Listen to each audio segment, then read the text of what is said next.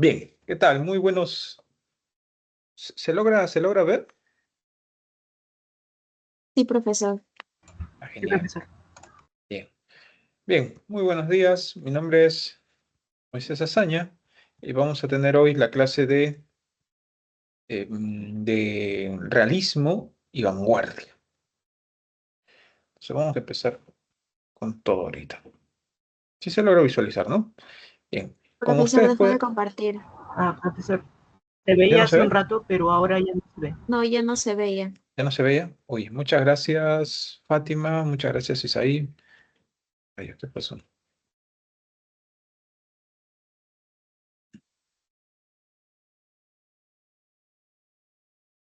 Bien, ahora sí. Sí, profesor. Bien, ¿qué tal? Muy buenos días nuevamente. Mi nombre es Moisés Azaña, docente a cargo del curso de literatura en esta ocasión. Y vamos a ver hoy la clase de literatura realista y literatura del siglo XX.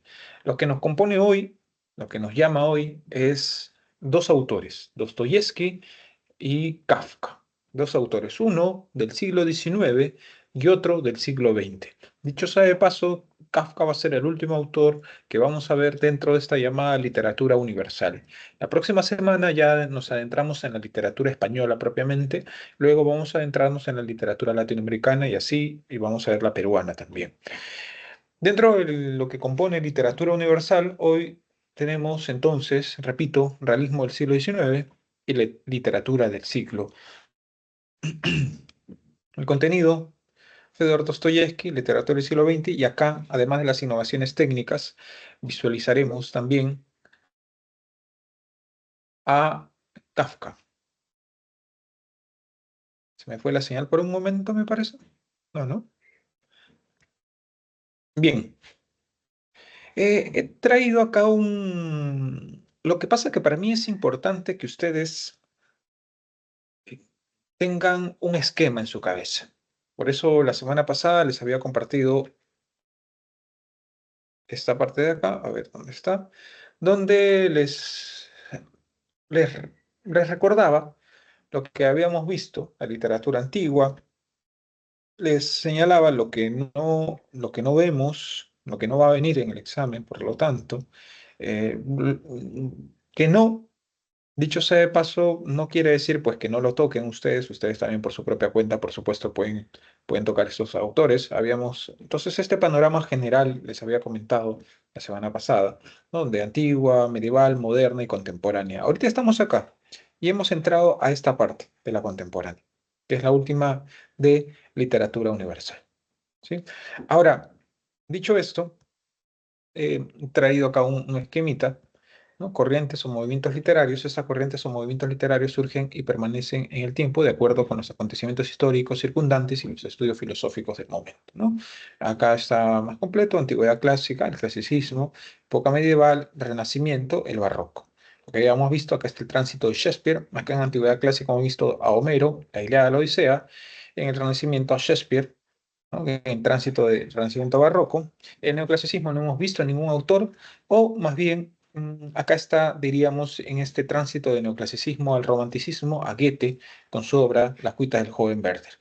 Hoy vamos a entrar al realismo, ¿sí? No vamos a ver ni el naturalismo, ni el simbolismo, ni el modernismo, sino que nos vamos a ir a lo que en algunos manuales ustedes pueden encontrar dentro de la vanguardia, a Kafka. Sin embargo, Kafka propiamente dicho es un autor más bien que está dentro del expresionismo, y en ese sentido se podría catalogar dentro de la vanguardia, pero no es exacto del todo. Entonces vamos a ver hoy, por eso se señala autor realismo del siglo XIX y literatura del siglo XX. No se le da específicamente un nombre. Realismo y Kafka. No vemos a Solá el naturalismo, no vemos el simbolismo, que de todos modos le voy a dar una pincelada a ustedes para que vean ese tránsito, y el modernismo más bien es el primerismo, el primer movimiento literario, la primera corriente literaria que surge acá en América. La primera, ¿no? La primera auténticamente dicha. ¿Todo claro hasta aquí? Sí, profesor. Muchas Sí, gracias, profesor. Fátima. Muchas gracias, Isaí. También les invito a todos a participar. Me parece que hay una pregunta por parte de Abraham. Muchas gracias, Belén. Dime, Abraham. Ah, o era más bien como un check, que es todo claro. Profesor, buenos días. Sí, tengo una consulta. Sí. ¿Cuál sería la diferencia entre una corriente, movimiento literario de como por ejemplo, una escuela filosófica o también un movimiento filosófico, por ejemplo? Ah, ya. Muchas gracias por la pregunta. Em, Sucede, por supuesto, que un movimiento o una corriente literaria pues tiene que ver, como su nombre lo señala, con la literatura. Por eso, dentro de la ilustración, acá, ¿dónde está? ¿Dónde está? Acá está. Acá, el movimiento filosófico, a la par del neoclasicismo, es la ilustración. Que la ilustración sería más bien el periodo, el siglo de las luces, se le ha denominado, a este periodo intelectual donde surgen Montesquieu, Voltaire, Robespierre, Rousseau y el propio Kant, como un movimiento filosófico que está en el siglo XVIII, siglo XVII, siglo XVIII, ¿no? Hasta fines del siglo XVIII. Entonces, ellos tienen más bien como una postura eh, el captar la realidad a través de la racionalidad y hacer más bien un discurso filosófico. La literatura tiene más bien otro tipo de discurso, ¿no? La literatura toma la realidad, ¿sí? Pero más bien para colocar allí personajes, una historia que permita, bueno, esto ya de acuerdo al autor puede tener diversos fines, entretener, eh, permitir la reflexión, permitir cuestionar, o como les voy a dar esta pincelada con respecto al simbolismo, al arte por el arte. Es decir, no tienen ninguna finalidad. Si nos vamos así a lo más propiamente dicho, en sentido artístico, en la época contemporánea, el arte no tiene una finalidad en sí misma. O sea, el arte, en sentido estricto, en esta contemporaneidad, la crea el artista, el novelista, el pintor, el escultor, diversos artistas, pero están preocupados en el propio arte. Ellos no quieren alcanzar una finalidad utilitaria, pedagógica, que cambie el mundo, que transforme el mundo. Eso no. Eso ya es parte del espectador, parte del lector, parte de aquel que más bien toma el arte y a partir de esa obra artística reflexiona, cuestiona, critica, pero la obra de arte está allí, ¿no? Como un objeto que busca la perfección dentro del arte. Es como un mundito, ¿no? En ese sentido se separaría una corriente, un movimiento literario que está más bien enfocado en el mundo artístico, ¿sí? Donde intenta contemplar las bellezas en distintas épocas y las bellezas en distintas épocas se entiende de otra manera a diferencia más bien que un movimiento filosófico que intenta captar la realidad para comprenderla y, si es posible, también transformarla. Le diría a Marx, ¿no? Los filósofos se han encargado en el mundo de interpretar la realidad, de lo que se trata es de transformarla. Entonces, la filosofía tiene otro fin, otra finalidad. Las ciencias tienen otras finalidades, ¿no? Y ahora dentro de los... Estoy hablando obviamente en el plano genérico, ¿no? El plano general. Dicho sea de paso, lo que dijo Marx es cierto hasta cierto punto, doble cierto allí, ¿no? Pero no del todo, ¿no? Platón, si nos vamos atrás, Platón quería interpretar la realidad, pero tenía una finalidad política, lo mismo que Aristóteles. No es tan cierto esto de que los filósofos solo se han encargado de interpretar, también han querido transformar la realidad hasta ese momento, siempre detrás de ellos. Entonces hay otras finalidades, o para decirlo de un término filosófico aristotélico, otro telos. Ustedes ya sabrán Ya han pasado esto, literal, filosofía griega antigua, donde con Aristóteles pues se habla del telos, ¿no? De la finalidad. El hombre pues tiene todas las cosas, todos los elementos tienen un telos, una finalidad. Muchas gracias, más bien, Abraham, por la pregunta. Cualquier duda, cualquier interrogante, por favor, señálenla, formúlenla, no se queden con las dudas.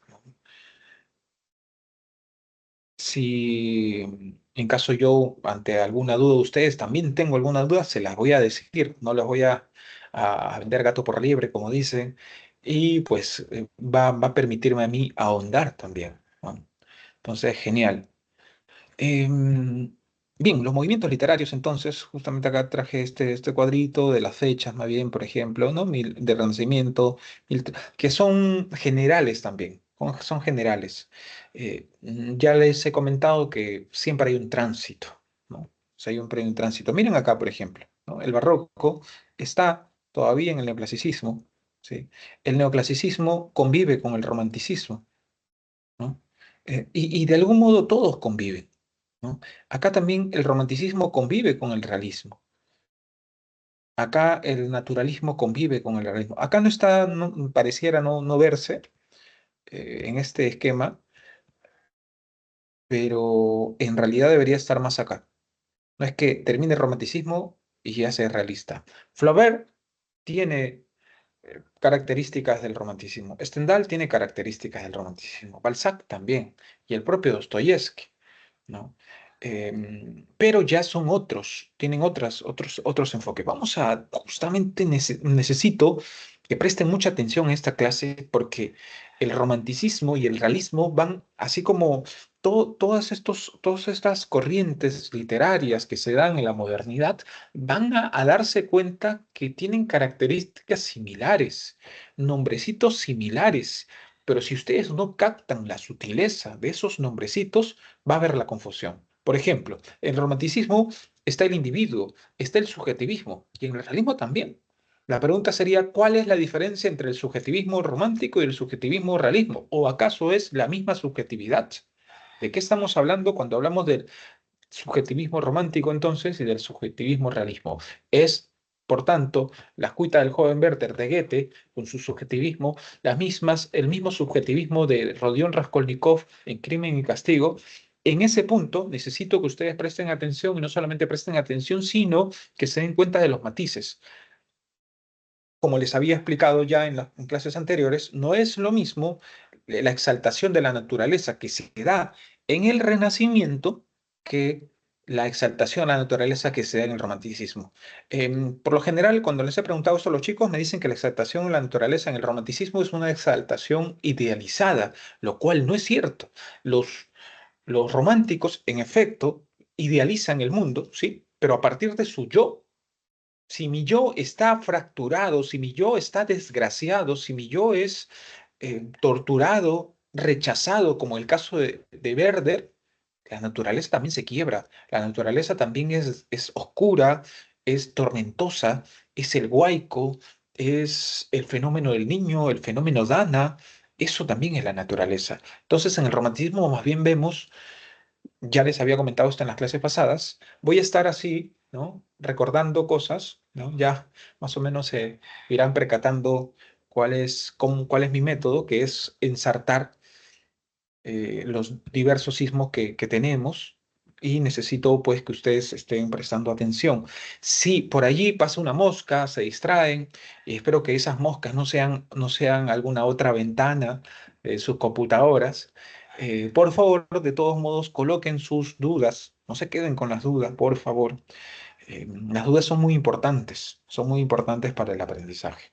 Bien, les decía acá, barroco 1600, 1750, neoclasicismo 1700, 1800, son, ya les he dicho, no exactas, ¿no? Romanticismo 1750, 1850, realismo 1850, 1900, ¿no? Van a encontrar, por supuesto, en manuales, ¿no?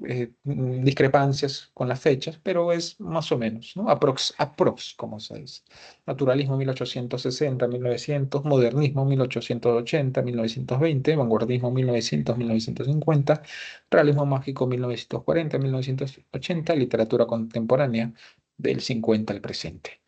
Bien, entonces entremos ya a lo que nos compone, nos tiene acá en esta mañana, o ya mediodía, exactamente mediodía. Realismo del siglo XIX, características y representantes, salvo que tengan alguna otra consulta. Bien, el realismo entonces, movimiento literario que surgió en Francia en la segunda mitad del siglo XIX. Algunos señalan pues 1950, otros 1930, 1940, incluso otros 1920, pero ustedes ya saben, tomen en cuenta lo que señala la pared. Esto es palabra de Dios, digamos. Esto es lo que ustedes van a tener que tomar en cuenta. Movimiento literario que surgió en la segunda mitad del siglo XIX, ¿sí? Segunda mitad, o sea, más o menos 1950. ¿Qué estoy hablando? 1850. Como una reacción contra el romanticismo. Por eso se le llama esto novela decimonónica. Decimonónica porque surge en el siglo XIX. Yo me acuerdo que en uno de los libros que publiqué dentro de mi biografía, dentro de mi biodata, pues había señalado algo así como, bueno, ya no me acuerdo, pero tenía que ver justamente con este romanticismo decimonónico. Ahí está, el romanticismo decimonónico. Bueno, como una reacción contra el romanticismo, surge el realismo. Características, objetividad, descripción detallada del ambiente social, descripción detallada del contexto histórico y descripción detallada de las conductas y vivencias de los personajes. Cuando hablamos de objetividad, ya les he dicho, es una objetividad en sentido literario. Esta objetividad también la habíamos presentado, ¿se acuerdan? Cuando vimos la narrativa, es una de las características del género épico, ¿no? En ese sentido, curiosamente, mira, acá ya hay una distinción. Alguien se podría llegar a, si está estudiando la literatura, podría decir, oye, hemos visto que una de las características de el género épico, que donde se encuentra la novela, la narrativa, los cuentos, es la objetividad. Pero hemos llegado al romanticismo y dice más bien que una de las características es la subjetividad. ¿No se estaría contradiciendo allí? ¿No? Entonces, tengan en cuenta esas sutilezas. Por supuesto que cuando hablamos del género épico narrativo, estamos expresando de que está intentando reflejar la realidad. ¿Sí? Reflejar la realidad. Género épico, ¿sí? Esta característica de género épico, pero cuando hablamos, por ejemplo, de la subjetividad, dentro del romanticismo, está hablando que esta representación de la realidad objetiva, o sea, en ese sentido, porque va hacia el objeto en las narraciones, eh, se, se volca desde el sujeto. Ustedes vean en las cuitas del joven Werther, que lo tengo por acá, eh, la, la naturaleza está sombría cuando él está triste. En la segunda parte, la naturaleza es otoño. En la primera parte, la naturaleza es primavera. En la naturaleza de primavera es cuando se enamora, cuando está bien, cuando se enamora de Charlotte. La segunda parte es cuando Charlotte ya está casada, ¿no? Y entonces hay una disfonía allí. Entonces tengan en cuenta esas cositas. Objetividad, característica, descripción detallada. Voy a ejemplificar esto con una partecita de la lectura de Crimen y Castigo, que esta, la tengo en este. Dicho sea de paso, yo lo leí en otra edición, ¿de acuerdo? Y no encuentro esa edición. Bueno, esta es otra edición. A la mañana, sí, esta es la tercera partecita, o el tercer capítulo, mejor dicho, de la primera parte. Les leo un poquito. Y acá vamos a encontrar un par de características como mínimo de la que estamos viendo aquí dentro del realismo, pero también características de Dostoyevsky. A la mañana siguiente se despertó tarde. Está hablando de Rodion Raskolnikov después de haber dejado a Marmeladov en su casa, ¿no? Y que prácticamente su esposa Caterina pues le jaló de los pelos a Marmeladov por haberse quedado 5 días afuera después de haberse llevado todo el dinero que habían ganado únicamente para emborracharse, ¿no? Entonces ya se imaginan, tienen una familia, tienen niños que alimentar y Caterina había estado, su esposa, pues había estado demasiado molesta porque le dejó sin un sol, por decirlo así, sin un rublo, sin un copex, es más. Y Rodion Raskolnikov lo había dejado en su casa, o más bien en el cuarto que alquilaban, que era un cuarto que además era como un paso de un lugar hacia otro, es decir, todo el mundo pasaba por su espacio. Y Rodion Raskolnikov volvió a su casa, a su cuartucho, y bueno, descansó, y esto es al día siguiente cuando despierta.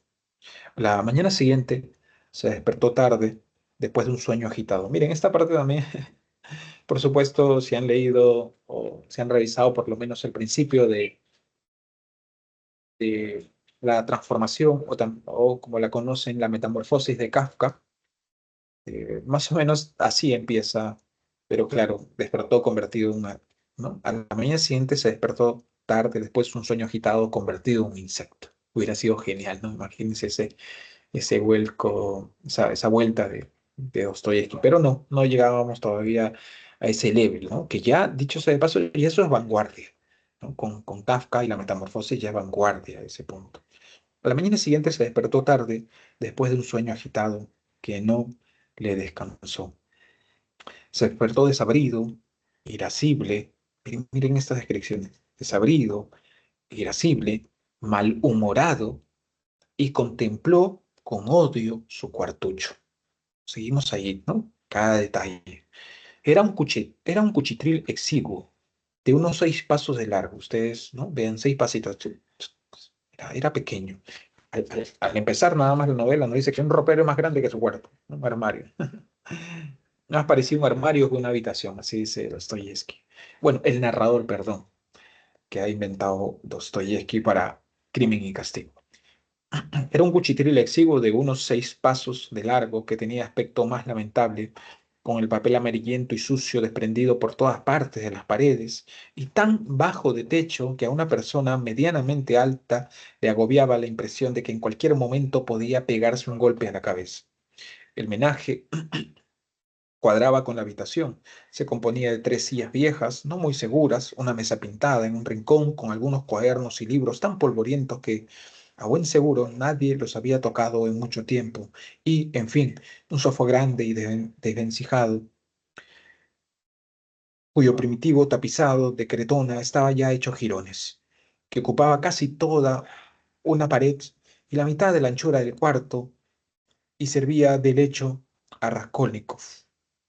A menudo dormía en él tal y como estaba, sin desnudarse y sin sábanas, envuelto en su viejo capote de estudiante y metiendo debajo de la única almohada raquítica toda la ropa interior, limpia o sucia, que poseía para darle más altura. Delante del sofá había una mesita. ¿Ven las descripciones? ¿Sí se percatan? No estamos en el mismo Dostoyevsky, más allá de los resúmenes que ustedes pueden ver en cualquier lado. Habría sido difícil vivir en un abandono y un desaliño mayores, pero a Raskolnikov le resultaban incluso agradables en su presente estado anímico. Se sentía confortable con la forma de vivir. Se había apartado resueltamente de todos, como la tortuga se recoge en su caparazón, y hasta el rostro de la criada, que tenía la obligación de atenderle y se asomaba a veces a su cuarto, le revolvía la hiel y le convulsionaba. Así les ocurre a ciertos monomaníacos cuando se han concentrado en algo demasiado tiempo. Hacía 2 semanas que la patrona había cesado de hacerle servir la comida y él, aunque se quedaba en ayunas, no había bajado aún a pedirle explicaciones. Nastasia, la cocinera y única sirvienta de la patrona, se alegraba en parte de ese humor del huésped y había dejado completamente de limpiar y barrer su cuarto. Si acaso le pasaba escoba una vez a la semana. Nastasa fue quien le despertó. ¡Arriba! Gritó inclinándose sobre él. ¿Todavía estás dormido? Son más de las 9. Te he traído un poco de té. ¿Quieres tomarlo? Estarás desmayado. Raskolnikov abrió los ojos, se estremeció y reconoció a Nastasia. Dicho sea de paso, bueno, antes de haberse encontrado con Marmeladov en la taberna, él no había comido durante todo el día, desde el día anterior, ¿no? En la taberna recién pudo pedir algo, bueno, principalmente bebida. eh, y también después de ello sentirse un poco mejor, y luego viene la conversación con Marmeladas. Raskolnikov abrió los ojos, se estremeció y reconoció a Anastasia. ¿Me manda el té la patrona? Preguntó incorporándose lentamente en el sofá con aire dolorido. ¿La patrona? ¿Qué va? Nastasia dejó delante de Raskolnikov su propia tetera desportillada, con la infusión ya pasada y 2 terrones de azúcar amarillentos. Mira, Anastasia, toma esto. Raskolnikov rebuscó en el bolsillo, había dormido vestido, y sacó unas monedas de cobre. Y cómprame un panecillo, por favor. Ah, y tráeme también un poco de embutido, que sea barato. El panecillo te lo traigo ahora mismo. Pero en vez del embutido, ¿quieres sopa de col? Es de ayer y está muy rica. La aparté ayer para ti, pero volviste tarde. Está buena. Cuando le trajo la sopa y Raskolnikov se puso a comer, Anastasia se sentó a su lado en el sofá y empezó a charlar. Era mujer del pueblo y muy habladora. Praskovia Pavlovna quiere presentar una queja contra ti a la policía, dijo. Raskolnikov hizo una mueca. ¿A la policía? ¿Por qué? ¿Por qué no pagas ni te marchas? La cosa está clara. Demonios. Lo único que me faltaba, murmuró él, rechinando los dientes. No, eso a mí ahora no me conviene. Es una imbécil, añadió en voz alta. Hoy mismo bajaré a hablar con ella. Es una imbécil. Sí, lo mismo que yo. ¿Y tú qué? ¿Te pasas el día tumbado ahí como un saco sin hacer cosa de provecho? Antes decía que ibas a dar clases. ¿Y ahora? ¿Por qué no haces nada? Sí, ¿qué hago? Profirió Raskolnikov de mala gana y en tono áspero. ¿Qué haces? Una cosa. ¿Qué cosa? Pienso, contestó seriamente después de una breve pausa. Vamos a quedarnos ahí. ¿Qué es lo que hace? Pues piensa, que es hacer algo, dicho sea de paso, es que hacer bastante. Eh, Dos características mínimas. Una, la descripción detallada. Ahorita no del ambiente social, en las páginas anteriores sí ha habido la descripción detallada del ambiente social. En ese sentido, dicho sea de paso, es en esta época, en el realismo, donde surge la novela psicológica, la novela histórica, la novela social, la novela de costumbres, ¿no? Todo, por supuesto, afincado a partir del romanticismo, que no hay que quitarle créditos. Hay una descripción detallada del contexto histórico también. Esto lo podemos visualizar ya en obras como Cartuja de Parma, de Stendhal, o Rojo y Negro, del propio Stendhal, o la Comedia Humana de Balzac, ¿no? Las conductas y vivencias de los personajes, podemos visualizarlo más en Charles Dickens, por ejemplo, en sus obras, en el propio Dostoyevsky, en el realismo ruso, a Tolstoy, a Chekhov, ¿no? Es parte del contexto histórico. Si es que no tienen preguntas hasta aquí. ¿Todo claro hasta acá? ¿Todo bien? ¿Cómo van? ¿Cómo vamos? Todo claro, profesor. Todo Genial. claro. Ya. Bien, vamos a continuar entonces. Muchas gracias. Contexto histórico, incremento de la población urbana a causa de la industrialización. Acordémonos que ya se ha dado la primera revolución industrial. Eclosión del proletariado. Permítanme un momento, voy a apagar esto. Perdonen.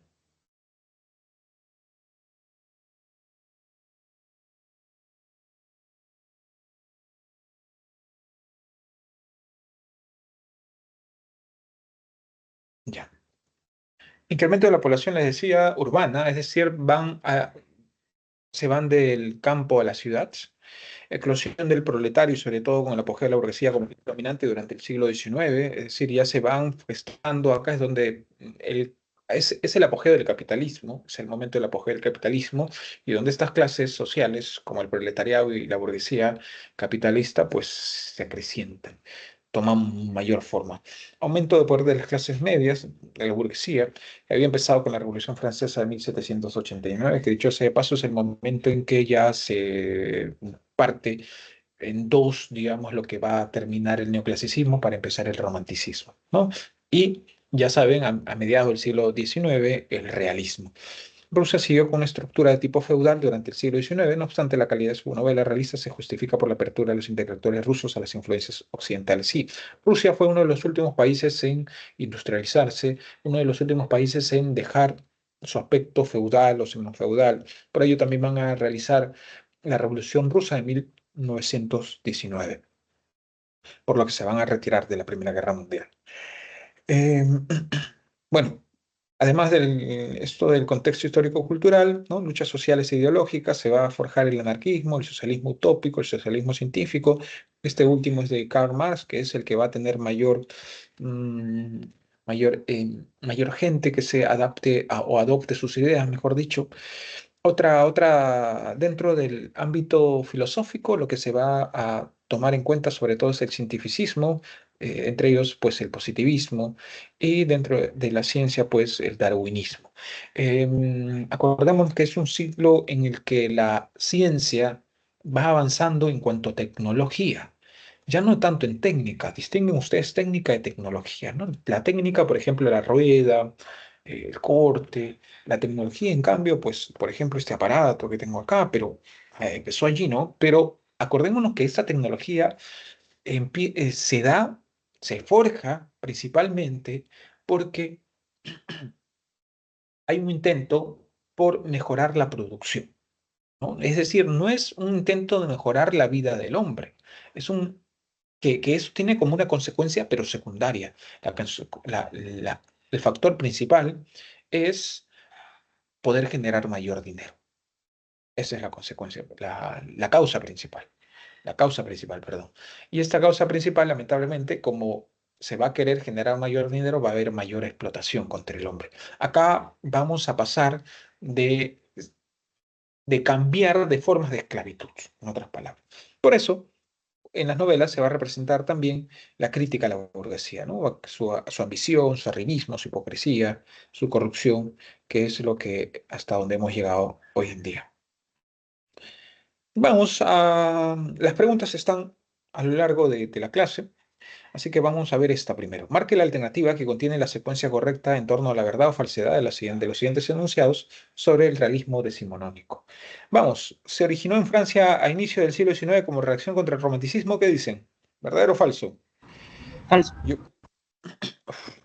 falso, me dicen. Ahí vayan colocando entonces sus respuestas. Yo voy a leer y ahorita les indico, por supuesto, la respuesta. Pretende alcanzar la objetividad a través de la descripción detallada de la realidad. Muestra una perspectiva sociológica, ya que critica los ideales de la modernidad. Presenta un carácter histórico, porque cita el pasado para contextualizar el relato. Bien, voy a ver qué bueno, verdadero, han dicho la primera. Por ahí escuché, creo que Isaí falso, más bien. Muchas gracias, Elisa, muchas gracias, Fabián.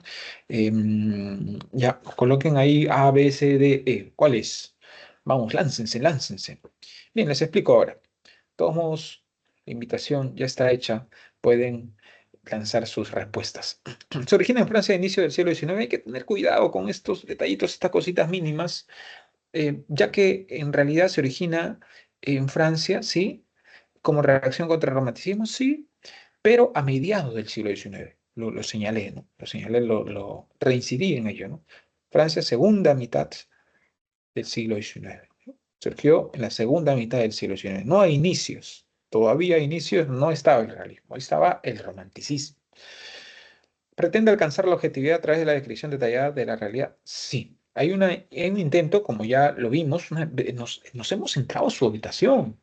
Estamos ahí frente a su mesa, estamos echados en su sillón, estamos en ese sillón y en esa almohada donde coloca abajo su ropa interior para que la almohada sea un poquito más alta.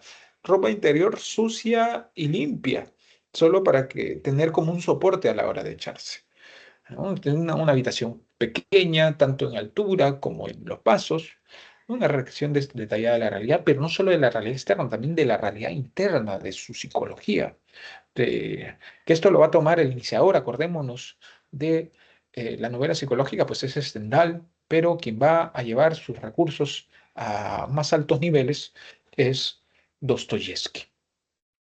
Muestran una perspectiva sociológica, ya que critica los ideales de la modernidad. Sí, en efecto, muestran una perspectiva sociológica. Sí, sí, sí. Tenemos a Balzac, sobre todo, por ejemplo, con La comedia humana, una obra, una novela que va a intentar reflejar las costumbres, la realidad de Francia de entonces en muchas novelas. Él tenía un gran proyecto. Al final va a terminar escribiendo 91 obras. No va a acabar el proyecto de la comedia humana. Dicho sea de paso, ¿no? Acá yo había en honor a Balzac, había escrito un blog hace un tiempo, ¿no? Con el nombre Comedia Humana, ¿no? Donde ahí, bueno, ahí escribí ciertas cositas. Pero bueno, solo para que se acuerden, la comedia humana es de Balzac, ¿no? Balzac. Presenta un carácter histórico, no, ya que critica los ideales de la modernidad, no. Su, su fin no es criticar los ideales de la modernidad. Su finalidad es describir las costumbres de su época, ¿no? Por eso sería falsa la 3. Entonces tenemos falso, verdadero, falso. Presenta un carácter histórico porque cita el pasado para contextualizar el relato. Sí, ¿no? Entonces presenta un carácter histórico. Sí, acá vemos novelas históricas, ¿no? Porque cita el pasado para contextualizar el relato, sí. Una alumna que me preguntó, ¿no? ¿En qué sentido cuando vemos el romanticismo, y acá, acá venimos con las sutilezas? El romanticismo, chicos, una de sus características, dígame, del romanticismo es esta nostalgia por el pasado y es irse también hacia el pasado, ¿sí o no?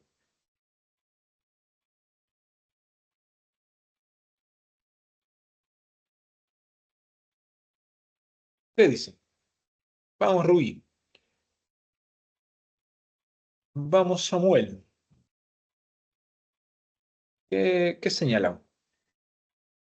En efecto, ¿cierto? Una de las características del romanticismo es esta evocación hacia el pasado, principalmente de la Edad Media, por dos razones la Edad Media.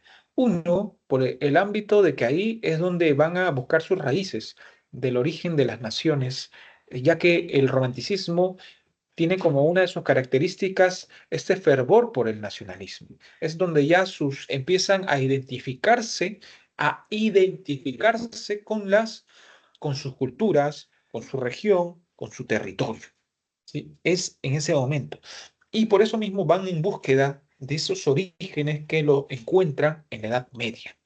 Ahora, esos orígenes que lo encuentran en la Edad Media, lo otro es el ámbito fantástico que se da en la época medieval, que tiene que ver con su imaginario de monstruos, de mitológicos, y un tercer factor es más bien la oscuridad, la noche. En la época medieval no existía la industrialización, por lo tanto no existía la corriente, la electricidad, la luz que podíamos tener era la luz del día. Y por supuesto por ahí las antorchas, ¿no? Ciertas otras formas de iluminación.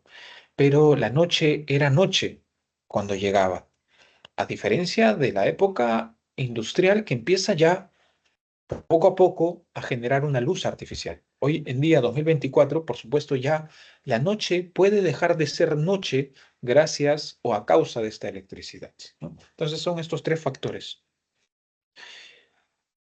por la que hay una evocación hacia el pasado. Pero veamos acá, sin embargo, acá el realismo dice, y le estoy diciendo que esto es verdadero. ¿Cómo es posible? Presenta un carácter histórico porque cita el pasado para contextualizar el relato. Y acá en el 4 presenta también por qué por qué se distingue del romanticismo. En el romanticismo esta evocación hacia el pasado no es para conocer o contextualizar el relato. Es una evocación idealizada, es una evocación a partir de sus sentimientos, es una evocación que intenta no reflejar la realidad para comprender al personaje, como lo hace el realismo, sino más bien para sumirse en un mundo que esté más cercano a la fantasía, al encanto, a la idealización. Con el realismo vamos al contexto, a la situación, para entender la complejidad del hombre, para entender la complejidad humana. Tenemos, por eso, en Cartuja de Parma, en la propia obra de Stendhal, en Rojo y Negro, cómo adopta una fidelidad, o más bien tiene a Napoleón como una de sus estructuras básicas, ¿no? Entonces, el contexto histórico está para contextualizar el relato y para entender con mejor profundidad la complejidad de los personajes. ¿Se entendió, chicos?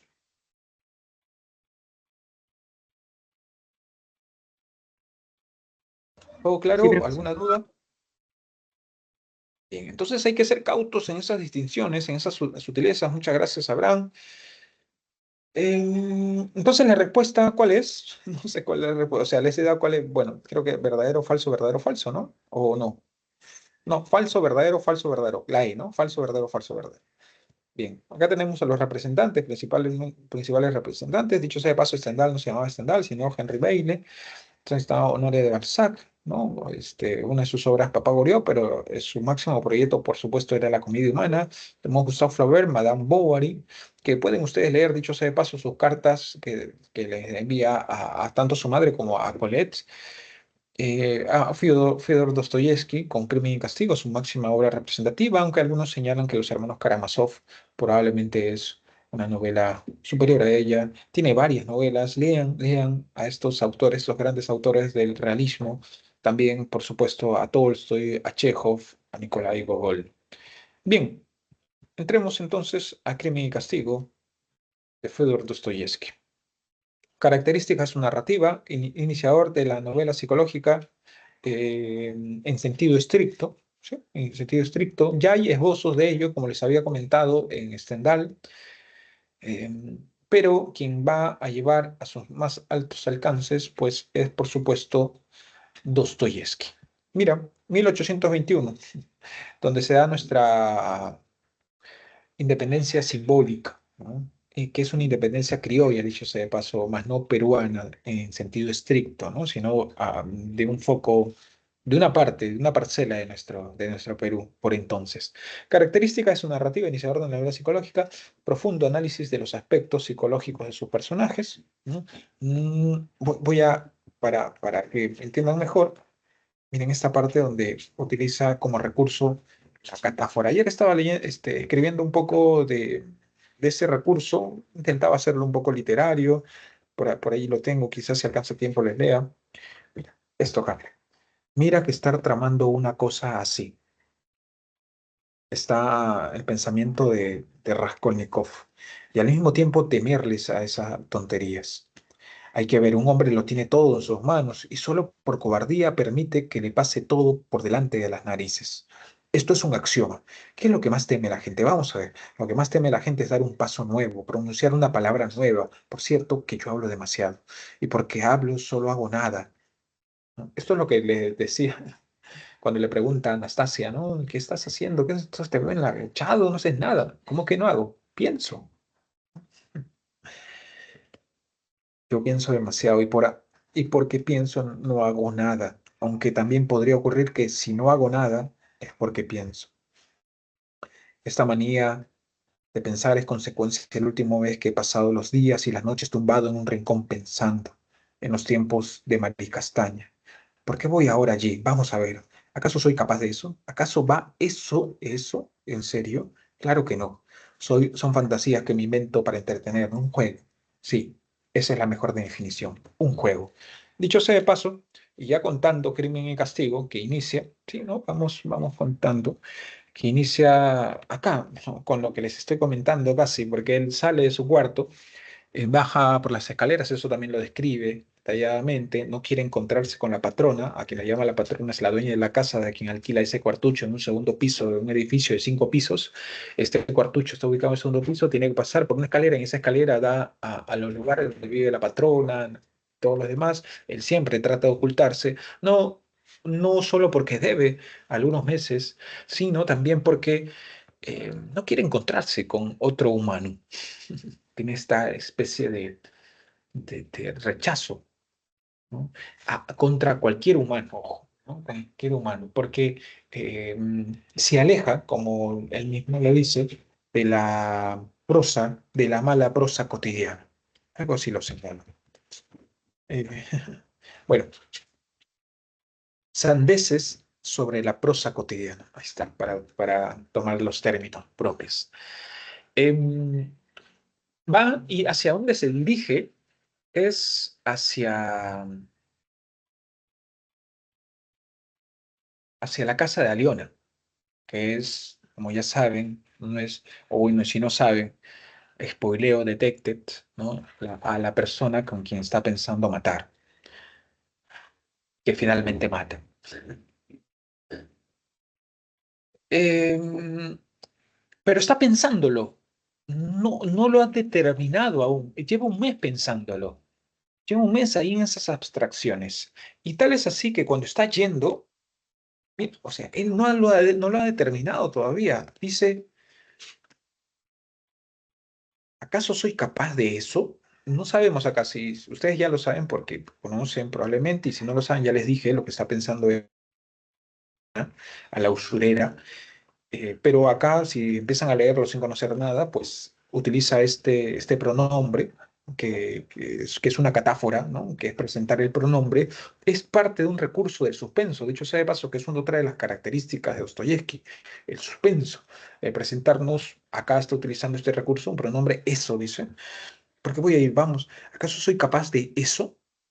¿Acaso eso va en serio? ¿No? Entonces, este recurso, esto para el lenguaje, ya dicho sea, ¿no? Acá van a aprender un poco de todo. Este recurso de la catáfora consiste en colocar pues un pronombre adelante y lo que va en ese pronombre, digamos, lo que hay entre comillas detrás de ese pronombre, va después, ¿no? La felicidad es esto es el pronombre, ¿no? Dos puntos. No sé, vivir al máximo cada instante. Y bueno, ya después lo descubrimos bajo ese enunciado o expresión. Bueno, Dostoyevsky no nos da no,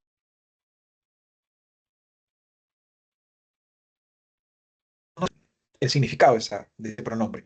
Pero lo que sí nos dice, claro, ¿acaso va eso en serio? Claro que no, son fantasías que me invento para entretenerme, un juego, sí, esa es la mejor definición, un juego, no está determinado todavía a matar a Leona. Bien, entonces, profundo análisis de los aspectos psicológicos de los personajes, creo que han comprendido mejor esta característica, tendencia a lo dramático, bueno, también le leí hace un momento esta tendencia hacia lo dramático, ¿no? En el diálogo, preocupaciones morales y religiosas, que no es lo mismo, una cosa es una persona puede ser atea, o sea, no religiosa, y ser muy ético, ser muy moral, ¿no? Porque la ética no tiene nada que ver con la religión, ¿no? Bueno, hay lazos, ¿sí? Pero alguien ateo puede ser muy ético, puede ser moral, porque la ética trata acerca del bien y del mal, ¿no? De actuar en concordancia con el bien, bajo las características principales de una persona moral, que es, ¿no? Ser consciente moral, ser la libertad moral y ser responsable moral.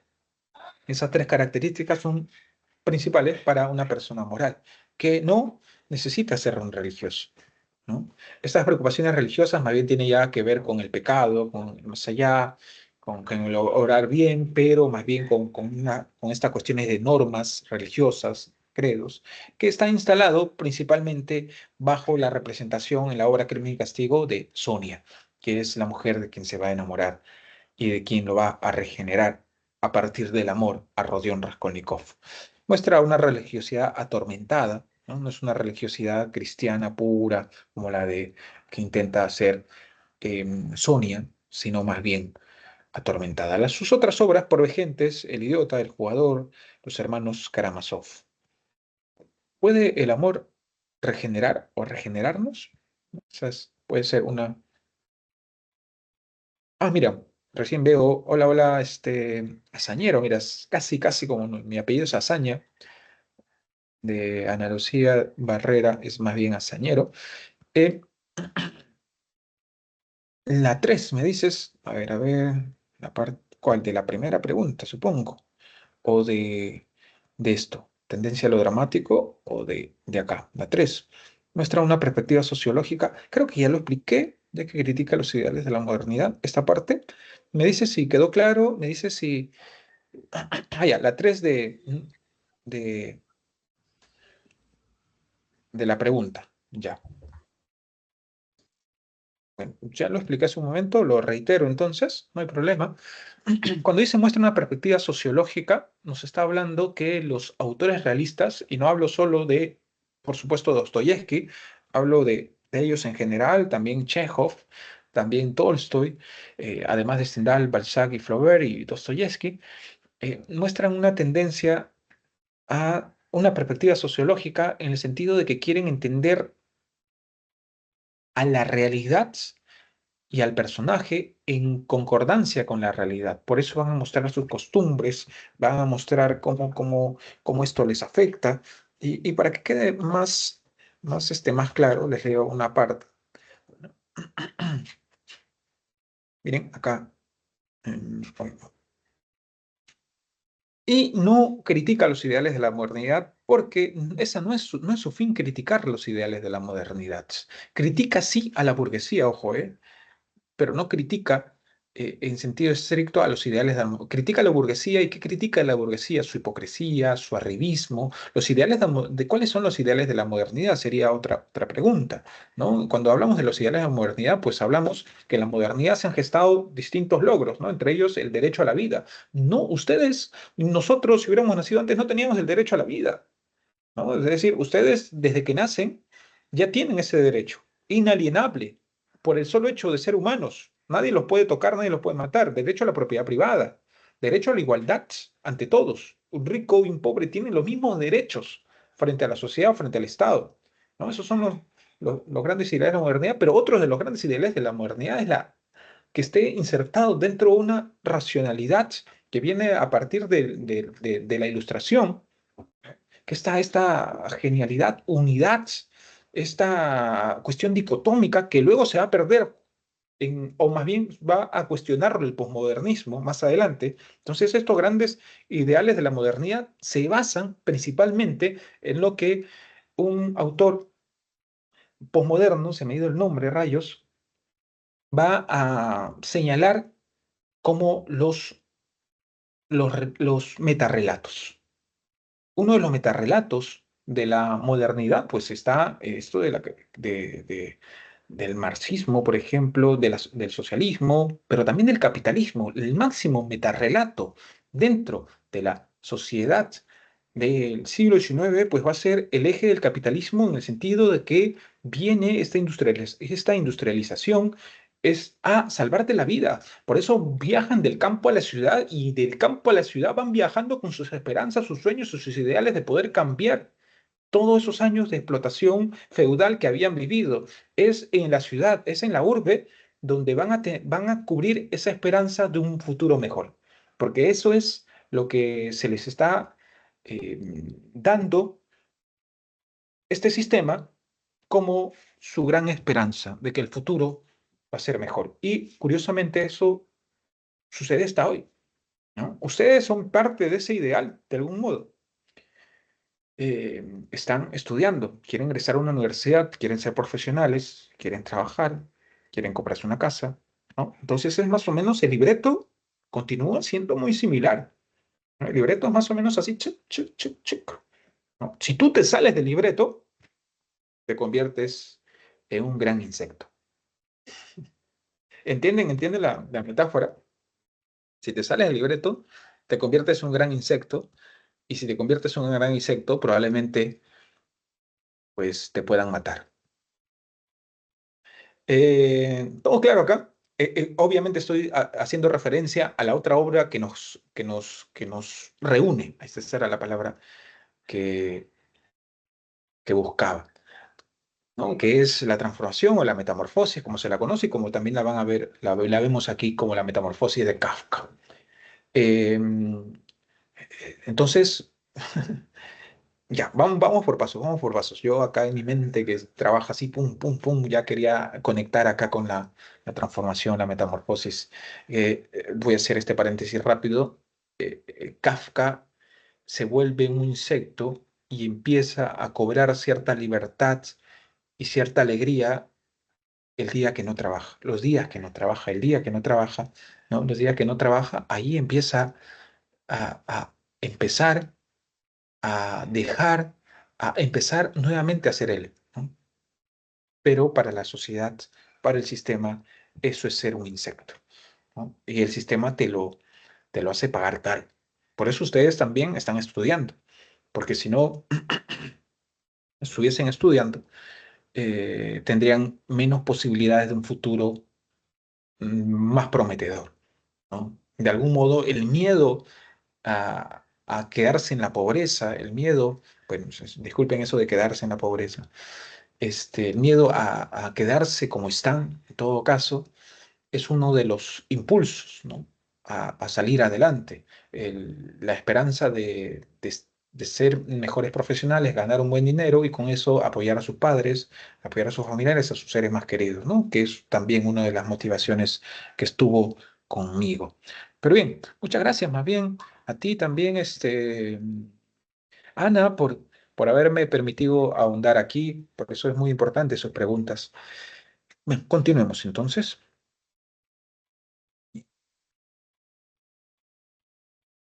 Ya estábamos aquí, tendencia al lado dramático, preocupaciones morales, ya lo muestra una religiosidad aumentada, también ya lo señalé, y nos habíamos quedado acá. ¿Puede el amor regenerar?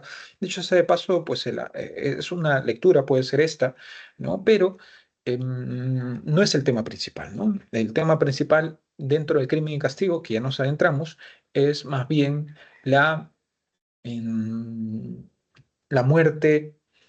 ¿Qué es que estoy hablando? Se me fue el conflicto entre la ética, así se le llamaba, la ética cristiana y la ética intelectual. La ética cristiana sería la de la compasión, ¿sí? Y la ética intelectual sería más bien la de la que hay un hombre superior y un hombre inferior. Y ese hombre superior, por ser superior, ojo, pero por ser superior éticamente hablando, ¿no?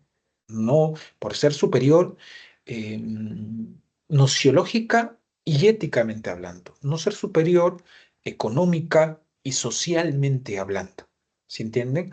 En ese sentido, por ser superior en el ámbito ético y nociológico, tiene el derecho de acabar con las cucarachas. Esto es más o menos la, la historia, perdón, la teoría que se gesta Rodion Raskolnikov. Voy a presentar a los personajes y luego voy a ir más bien a la separata y voy a leer y contarlo con ustedes, porque si no vamos a irnos por recovecos, ¿sí? Y a veces quiero contarles toda la historia y quiero entrar a Kafka y quiero que alcance un tiempo para redondear las ideas. Ya me ha pasado que por ahondar en ciertos aspectos, a veces el tiempo se nos va y no quiero que eso me pase. Vamos con los personajes. Se he traído aquí. Bueno, primero, ¿no? Género narrativo, especie novela psicológica, estructura 6 partes más un epílogo. En la parte superficial, digamos, el nivel superficial de la novela, de esta novela psicológica, es la trama policial. Una trama policial de lo que ha pasado y bueno, y se intenta descubrir quién mató a Leona Ivanovna. Eh, el nivel profundo es más bien el conflicto interno de Rodion Raskolnikov. Pero ese conflicto interno, y esto se sabe por supuesto a partir del relato que va a tener principalmente tanto Sonia con Rodion, principalmente, pero también con Razumihin, ¿no? Con el propio Marmeladov. Cuando está conversando con Sonia, Rodion no está arrepentido del asesinato a Leona. Está arrepentido de haber matado a Elisabetta. Está arrepentido de haber matado a ella, a la hermana de Leona. Porque, es decir, pasó más o menos un mes, probablemente más de un mes, en la que no, en la que había craneado matar a Leona y al final tiene que matar a Elisabetta porque de pronto Elisabetta entró y vio el crimen y se quedó en shock. Y sabía que, por supuesto, si no la mataba, pues Elisabetta iba a ir a la policía y al final Rodion iba a estar encarcelado. Encarcelado. Dicho sea de paso, esto habla de que eh, la otra parte es que tú ya estamos en este lado del derecho a la vida, ya no puedes matar a una persona sin que esto no haya consecuencias. Obviamente todo acto tiene sus consecuencias. Eh, sí, bien, entonces Rodion, estudiante de derecho, Dunia, hermana de Rodión, Pulqueria, mamá de Rodión y de Dunia, ¿no? Serían los tres de la familia. Porfirio Petrovich es más bien el inspector, ¿sí? El investigador. Razumihin es familiar de Porfirio Petrovich, pero principalmente amigo de Rodion Raskolnikov, su pata, pero al mismo tiempo es su amigo y y a su vez lo contrario de Rodion. En Rodion encontramos pues el pesimismo, el nihilismo, el negacionismo, de algún modo. En Razumijin encontramos bien el optimismo, la alegría, ¿no? La esperanza, todo va a salir bien, tranquilo. Y Drigailov va a ser el acosador y patrón de Dunia, Dunia, la hermana de Rodion, por la que la van a echar a Dunia. ¿Quién la va a echar? Le va a echar justamente, bueno, no está acá, su esposa, le va a echar a Dunia. Y cuando le echa a Dunia, eh, tiempo después se disculpa cuando descubre que en realidad fue Svidrigailov quien estuvo detrás de ella. Pero el daño ya estaba hecho y Dunia pues estaba mal. Lushin es otro personaje que no está acá. Va a ser el que va a querer casarse con Dunia. Y Dunia va a aceptar, al menos esto, va a estar en esa posibilidad de aceptar únicamente por dinero y por eso Rodion Raskolnikov se va a oponer. Lo último que le gustaría que alguien pierda, Rodion, pues es la dignidad. De quien se va a enamorar Rodion es de Sonia, la hija de Marmeladov. Sonia se va a prostituir por necesidad económica. Esa es también como les digo, como les dije hace un momento, a partir de una pregunta, me parece, ¿no? Ah, sí, sí, sí, lo que Abraham me había hecho la pregunta. Eh, Esto lo van a comprender mejor cuando explique ahorita el parnasianismo, el simbolismo. Sucede que a partir de la modernidad y a partir de Immanuel Kant, sobre todo, cuando Immanuel Kant se me dio este nombre, quien va a independizar el ámbito, la estética de la nociología, ¿sí? Es decir, la estética tiene preocupaciones estéticas, no nociológicas, no éticas. Cuando hablo de nociológico, dicho sea de paso, quizás para quienes no tengan el significado de este término, estoy hablando de la parte del conocimiento. Dentro de la filosofía, la nociología es la disciplina filosófica que estudia el conocimiento. La ética, más bien, la disciplina filosófica que estudia la moral, el bien y el mal. Antes del siglo XIX, antes del romanticismo, el realismo, la literatura, el arte, estaba supeditada a todo lo demás. Es decir, el arte tenía como fin, por ejemplo, en el neoclasicismo, enseñar. Arte que no enseñaba no era bueno. Y es más o menos esa idea es la que nosotros tenemos, o mejor dicho, la que el mundo todavía continúa teniendo. Yo me acuerdo cuando fui a enseñar un colegio y me preguntaron, yo he escrito ahí por ahí algunas cositas, tengo algunas publicaciones, y eh, me dijeron, profesor, usted puede participar acá para sus obras, pueden participar para el plan lector. Por ejemplo, tengo obras tal, tal, tal, ¿no? Y este ha enseñado, tiene una enseñanza, una moraleja para los niños, tal, una moraleja para los estudiantes de secundaria, ¿no? Habla de esto. Y yo allí, pues, esa postura, esa idea es del neoclasicismo. Eso se rompe con el romanticismo y sobre todo va a llegar a sus más altos cumbres con el parnasianismo y con el vanguardismo, por supuesto, ¿no? Es decir, el arte va a llegar un momento, ¿no? Que se aparte y va a ser va a tener su propio fin, el arte por el arte. El arte no está para cambiar el mundo, el arte no está para que te haga una persona, el arte está para embellecer su propio mundo. Ahora, eso no significa que el arte no sea útil, lo que significa que el artista está preocupado en su obra, que el pintor está preocupado en su cuadro, que el novelista está preocupado en su novela, o más que preocupado, está ocupado en su novela, que el poeta está ocupado en su poesía, sin estar pensando si afecta o no afecta o cómo afecta al mundo esto. Pero es el lector, el espectador, como hace un momento les comentaba, que le va a dar una finalidad a la obra, una finalidad a la obra. Les decía todo esto porque en Crimen y Castigo es pues, una obra, y no es que Raskolnikov, perdón, yo siempre ahí a veces confundiendo los autores con los personajes. No es que Dostoyevsky necesariamente, puede que sí, puede que no, no estamos en la mente de Dostoyevsky y tampoco importa, haya estado pensando cómo esto puede ser una crítica para la sociedad.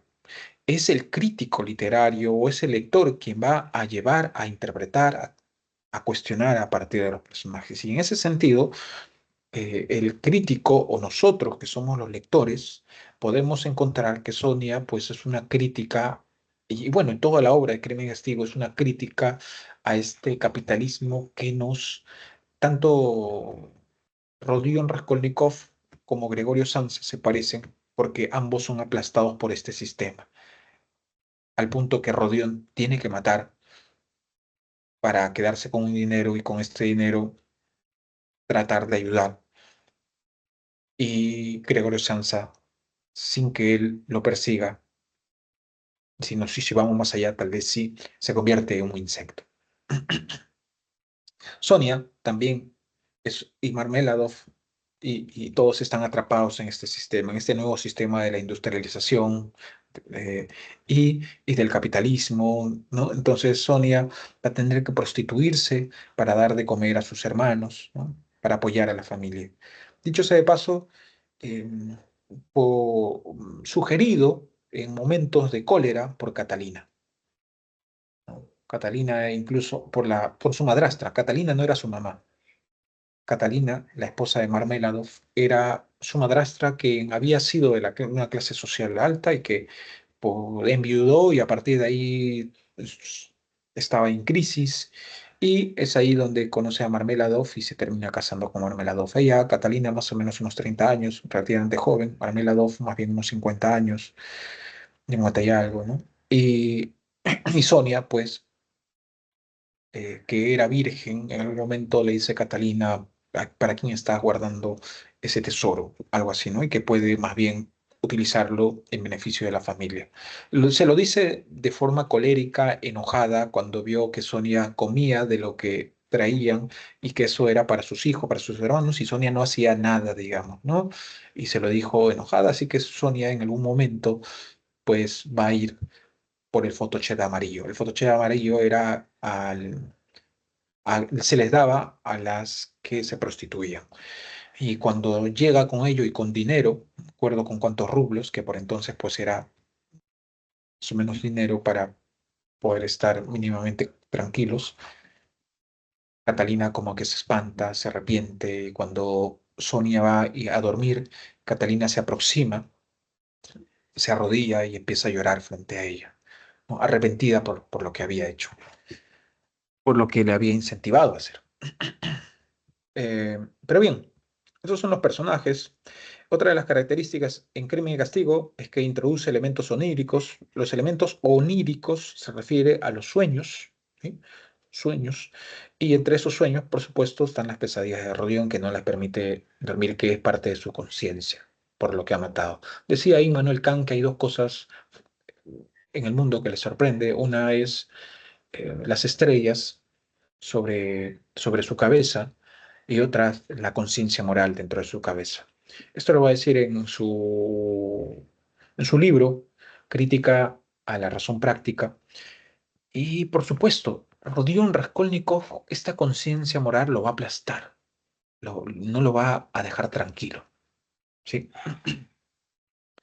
Bueno, y un relato lineal, esto no significa que no haya momentos en que regrese, pero es principalmente lineal, va a haber recuerdos, por supuesto, un narrador omnisciente, que escucha los pensamientos de Rodión, que sabe cada detalle, como acabo de leerles, presenta historias secundarias, la de Marmeladov, la de Sonia, etcétera, personajes redondos.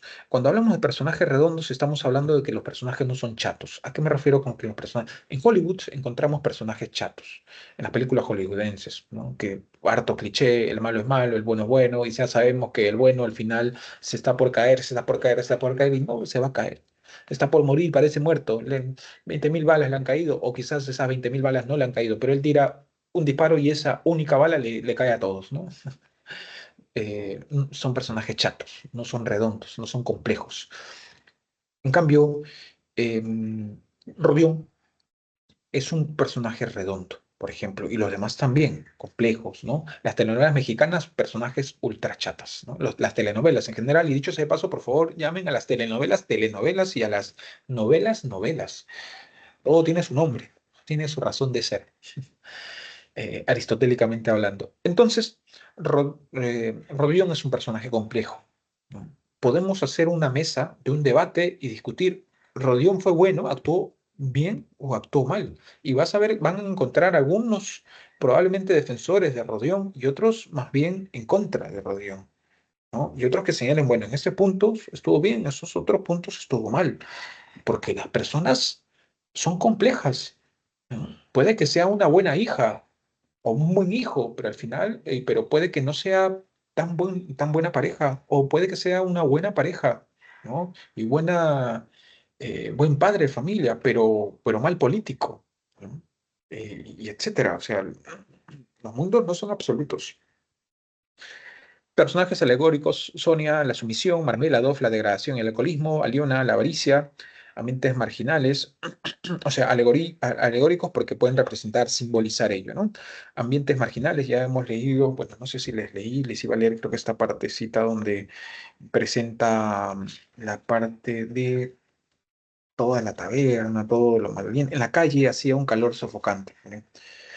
Sin contar el bochorno, el gentío, la cal, los andamios, los ladrillos y el polvo que había por todas partes. Y ese hedor, ese mal olor, fue el específico del verano, tan conocido del peterburgués, porque vivían en San Petersburgo, que carece de medios para alquilar una casa de campo, y todo de golpe crispó desagradablemente los nervios del joven, ya de por sí tensos. El tufo insoportable que exhalaban las tabernas, singularmente numerosas en esa parte de la ciudad, y los borrachos que pululaban, que era día laborable, le ponían al cuadro una última pincelada repulsiva y triste. Bueno, y continúa.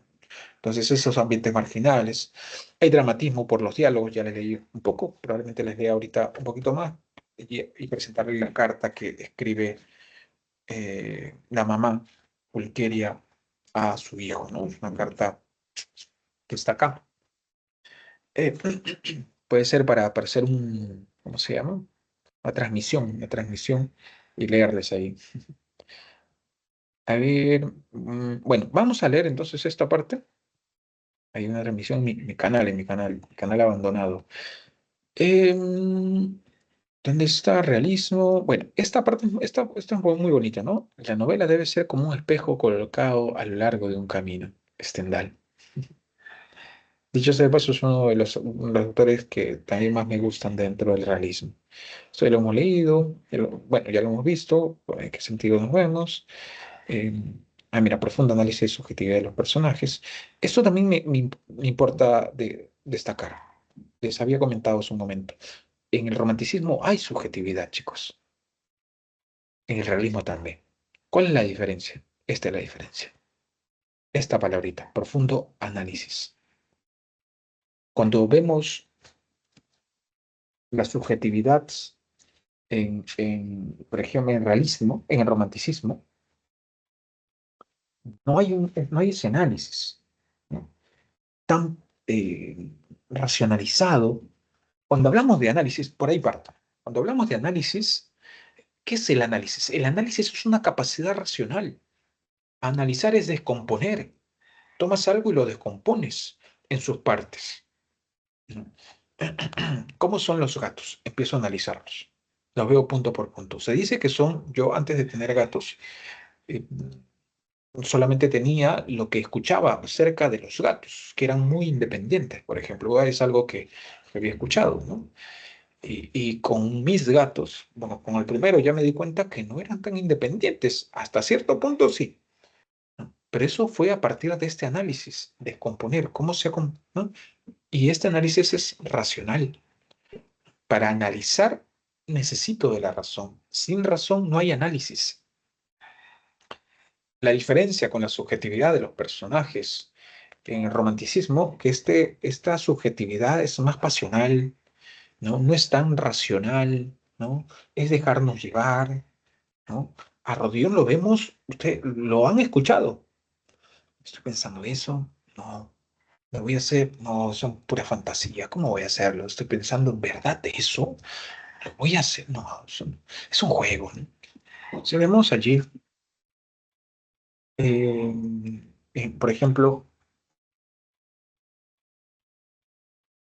acá, 10 de septiembre, la cuita del joven verde, la subjetividad romántica. Ah, qué noche, Wilhelm. Ahora yo puedo soportar todo. Ya no la veré más. Oh, si yo pudiera arrojarme a tu cuello, si yo pudiera expresarte con mis lágrimas, con mis transportes los confusos sentimientos que trastornan y oprimen mi corazón. Heme aquí solo, pudiendo respirar apenas. Me esfuerzo por tranquilizarme, espero la mañana, y a la mañana los caballos estarán a mi puerta. Ah, ella duerme tranquilamente. No pienso en que no volverá a verme jamás. Me he separado de ella. He tenido la fuerza durante una conversación de 2 horas de no dar a conocer mi proyecto. Dios mío, qué conversación. Albert me había prometido el hallarse en el jardín de Charlotte. Bueno, entonces vemos una subjetividad distinta a la de Rodion, sentimental, pasional, idealizada, a diferencia del profundo análisis subjetivo que intenta haber en los personajes del realismo, con Stendhal, ¿no? Tenemos a Julien Sorel en Rojo y Negro, tenemos a Emma Bovary en Madame Bovary de Flaubert, ¿no? A Eugenia Grandet en Balzac, a Dostoyevsky en la obra de... a Raskolnikov en la obra de Dostoyevsky. Tendencia a lo dramático, el diálogo cobra importancia en su narrativa, lo hemos visto, pero bueno, ya lo expliqué, solidaridad con el sufrimiento humano. Raskolnikov tenía apenas dinero y esas monedas se las dejó a Marmeladov que había conocido esa noche. Después se arrepintió, dijo, ¿qué he hecho? Yo apenas tengo para comer y se lo doy a alguien más, ¿no? Entonces eso, por ejemplo, solidaridad con el sufrimiento humano y la religiosidad atormentada de la que les he comentado. Bien, vamos con Crimen y Castigo. Entonces, Rodion Raskolnikov es un estudiante de Derecho que, empobrecido en el contexto de miseria que le rodea, ha tenido que abandonar los estudios. Debido a su formación intelectual e impulsado por ideas de superioridad, considera que existen hombres extraordinarios por su brillantez y grandeza, mejores que el resto.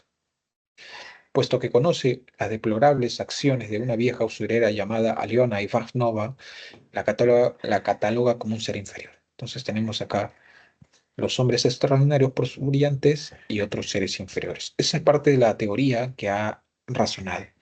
Estos seres inferiores son nocivos para la sociedad, por lo que decide asesinarla. Al llegar a la casa de la usurera, mata con un hacha no solo a Leona, sino a su hermana Elisabetta, la única testigo del crimen. El primer móvil de su crimen es un ideal de tipo humanitario.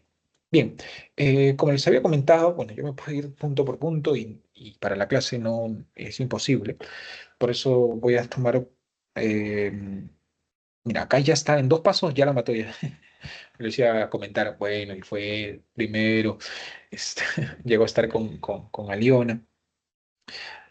Hubo 2 veces, mínimamente, bueno, más de 2 veces, porque él quería rodear, no, perdón, rastrear a qué hora estaba sola, dónde estaba su dinero, eh, quién entraba y salía, porque también vivía en un edificio donde uno de los cuartos era de ella, uno de los departamentos, por ponerlo así. Entonces no era tan sencillo. ¿Y a qué hora no estaba Elizabeth? Por eso vemos que va y va se me ha ido, con algún objeto para empeñar, ¿no? Y Aliana le dice, oye, pero tú me estás debiendo, todavía no has recogido esta cosa y además que ya ha pasado tales tiempos y ya los intereses suben. Que de algún modo Aliana es la representación de lo que es un banco, ¿no? No perdona, ¿no? Y entonces Raskolnikov quiere acabar con esto, con la simbología del banco, que puede ser una lectura, por supuesto, ¿no? Al llegar a casa de la surera, mata con un hacha no solo a Leona, sino a su hermana Elisabetta, la única testigo del crimen. El primer móvil de su crimen es un ideal de tipo humanitario, ayudar económicamente a su familia, conformada por su madre Pulqueria y su hermana Tunia. Sucede que cuando él vuelve, después de haber empeñado otro de los objetos, y está doliendo la cabeza, le está dando como náuseas, y se debe a lo que está pensando, pero también a no haber comido, entra a una taberna, sin pensarlo entra, y allí Marmeladov se acerca a él y empieza a contarle toda su vida, ¿no? Prácticamente que había estado en un trabajo nuevo, que tiene el vicio del alcohol, que lamentablemente esto no le ha permitido progresar, pero hace poco más de un mes le dieron un trabajo, le volvieron a confiar y él estuvo, y su familia y su esposa estuvieron felices porque por fin había dinero y por fin iba a tener algo y al final, y ese dinero se lo estaba dando a su esposa, pero 5 días antes de conocer a Rodion se había agarrado todo el dinero y en esos 5 días se lo había tomado absolutamente todo, hasta el último centavo, pese a tener hijos que necesitaban de él, pese a su esposa que también necesitaba del dinero y pese a su hija Sonia que ya se prostituía, ¿no? Entonces él le cuenta la diferencia entre la pobreza y la miseria, etcétera, etcétera. Él la acompaña hasta la casa de Marmeladov, llega a su casa, duerme y después pasa lo que les comentaba, que lo que les he leído, perdón. Ahí está conversando con Stasia. Y después llega la carta de su hermana, de su madre, perdón, de Pulqueria, donde le cuenta todo lo que le ha pasado, ¿no? Que Svidrigailov la había acosado y al final su esposa creyó que era Dunia, la terminaron echando de la casa y ahora Lushin pretende casarse con ella, Dunia está en esa posibilidad de casarse con él y Rodion pues queda enojado y es por eso que ya sale determinado, porque fue como que la gotita que rebasó el vaso, ¿no? Que rebasó, dicho sea de paso, y no rebalsó, no es una balsa, es un vaso. Es rebalsó por la parte de la base. Por eso se dice. Conformada por su madre Pulqueria y su hermana Dunia, el segundo es de naturaleza antihumanitaria, ya que Raskolnikov se considera un hombre superior y con el derecho de suprimir a un ser humano considerado dañino. Muchas veces se ha dicho que esto es parte de la filosofía de Nietzsche, cosa que no es del todo cierto, porque Nietzsche es menor primero, no porque Nietzsche sea menor que Dostoyevsky, ¿no? Nietzsche nació en 1844, Dostoyevsky nació en 1821, y su teoría va a ser engendrada, ¿no? Más adelante. Nietzsche va a morir en 1900, Dostoyevsky en 1800, se me ha ido 1881, ¿no? Pero no solo por ello, sino porque no es propiamente, ¿no? Nietzsche nunca dice de forma literal que hay que acabar con los seres, ¿no? Hay que matarlos, ¿no? Eso sería una mala lectura de Nietzsche. Pero Raskolnikov sí considera ello, ¿no? Entonces, suprimir al ser humano como si... Esto sería entonces parte de la naturaleza antihumanitaria. La parte humanitaria, el móvil, es humanitario en el sentido de que va a ayudar a los demás. Lo antihumanitario es que él mismo justifica su crimen, ¿no? Es como una falacia de petición de principio. Se considera como hombre superior y con el derecho de suprimir a un ser humano considerado dañino. Sin embargo, poco a poco pone en duda su convicción de estar por encima de la moral común, ¿no? Lo que desencadena en él un largo periodo de crisis marcado por el sentimiento de culpa. En este proceso, el juez Porfirio Petrovich, encargado de las investigaciones sobre el asesinato, en que entra en contacto con Rodion Raskolnikov, lo interroga y sospecha de su culpabilidad, pero no cuenta con pruebas. Y sea de paso, la primera vez que Rodion Raskolnikov visita o va a, a entrevistarse con Porfirio Petrovich, fue pero alarmadísimo. Creyó que era por esto, por el asesinato. Creyó que ya lo habían descubierto, pero no, era por la denuncia que, como les leí hace un momento, la patrona pues le iba a hacer porque no pagaba nada de dinero. En sus andanzas por la ciudad conoce a Semyon Marmeladov, bueno, lo conoce en la taberna, un antiguo funcionario que muere atropellado por un caballo. Sí. Otro día ya está yendo Rodion Raskolnikov y ve a alguien que ha sido atropellado y era Marmeladov. Lo lleva a su casa y en su casa está Sonia. Ahí por vez primera conoce a Sonia y le parece un ángel. Y dice, ¿cómo es posible que este ángel pues se dedique a la prostitución? ¿No? Entonces él eh, va a contactarse con ella y le va a dejar el dinero que había robado ya a Leona tras matarla. Y con ese dinero es que se pueden hacer relación tras el sepelio. Y por eso Sonia y su esposa van a quedar profundamente agradecidas. En sus andanzas por la ciudad conoce a Semyon Marmeladov, un antiguo funcionario que muere atropellado por un caballo. Tras su muerte, Raskolnikov, en su sentido humanitario, apoya económicamente a la familia con el poco dinero que recibe de su madre y empieza a frecuentar a Sonia, hija de Marmeladov, que se ve obligada a prostituirse para mantener a su madrastra y a sus hermanos. Dicho sea de paso, ya se prostituía desde antes porque estaban mal económicamente y su padre no daba nada y su madre tenía tisis y no podía dedicarse más que a sus hijos. Aunque también muestra un manifiesto interés por los textos bíblicos, ¿sí? Es muy cristiana Sonia. Entre los jóvenes surge una relación afectiva. Esta joven, que irradia bondad y abnegación, será la única persona a quien Raskolnikov, tras un tortuoso periodo de angustia, confiesa su crimen y lo insta a entregarse a la justicia para expiar su culpa. Después de reflexionar, el joven se despide de su familia y se dirige a entregarse. Es condenado a hacer trabajos forzados en Siberia, a donde Sonia lo acompaña.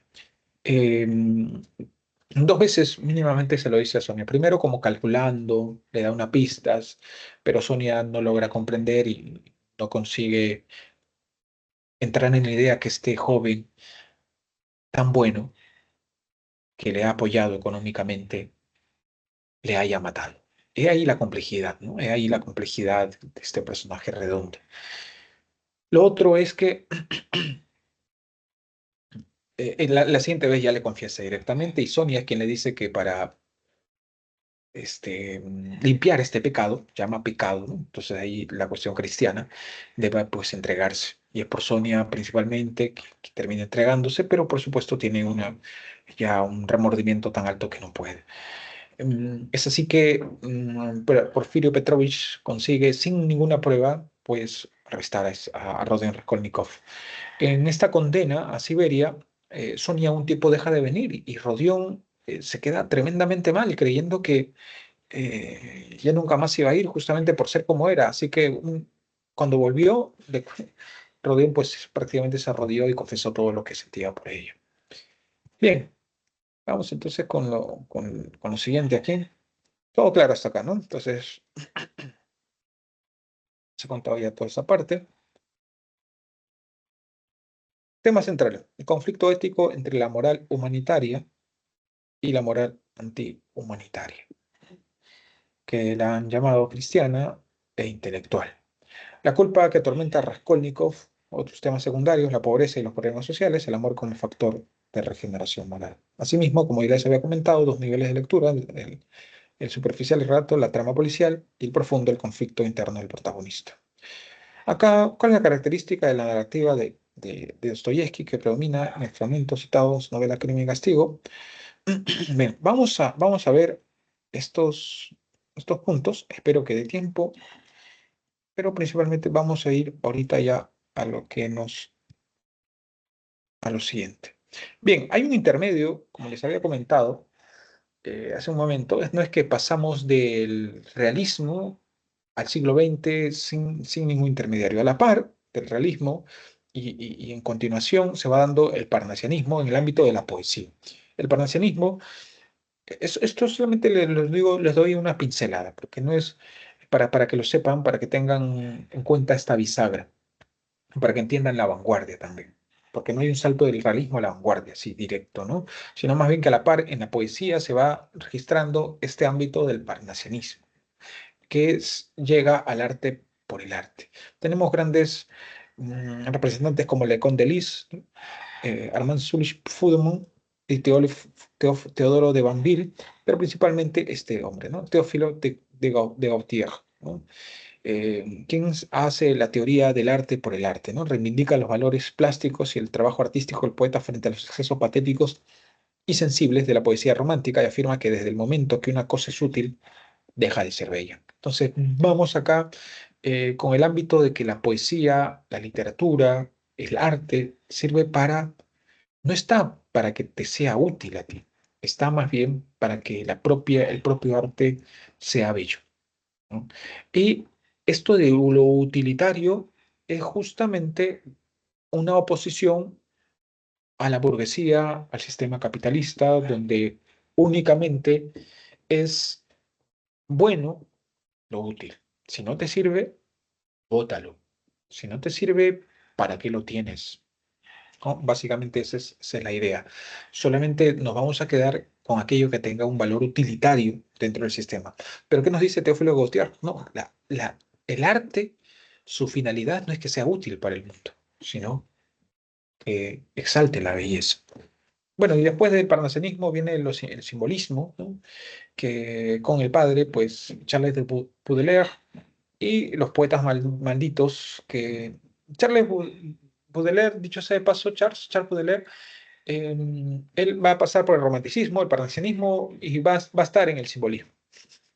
Y de algún modo también es padre del decadentismo, en ese sentido está dentro de los poetas malditos, ¿no? Y es quien también trae a Edgar Allan Poe del romanticismo. Charles, Arthur Rimbaud, Mallarmé, Verlaine, todos estos son los poetas malditos. Bien, hecho esta bisagra, nos vamos ahora sí a la narrativa del siglo XX y lo que les va a venir. Esto ténganlo en cuenta nada más, pero no creo que venga.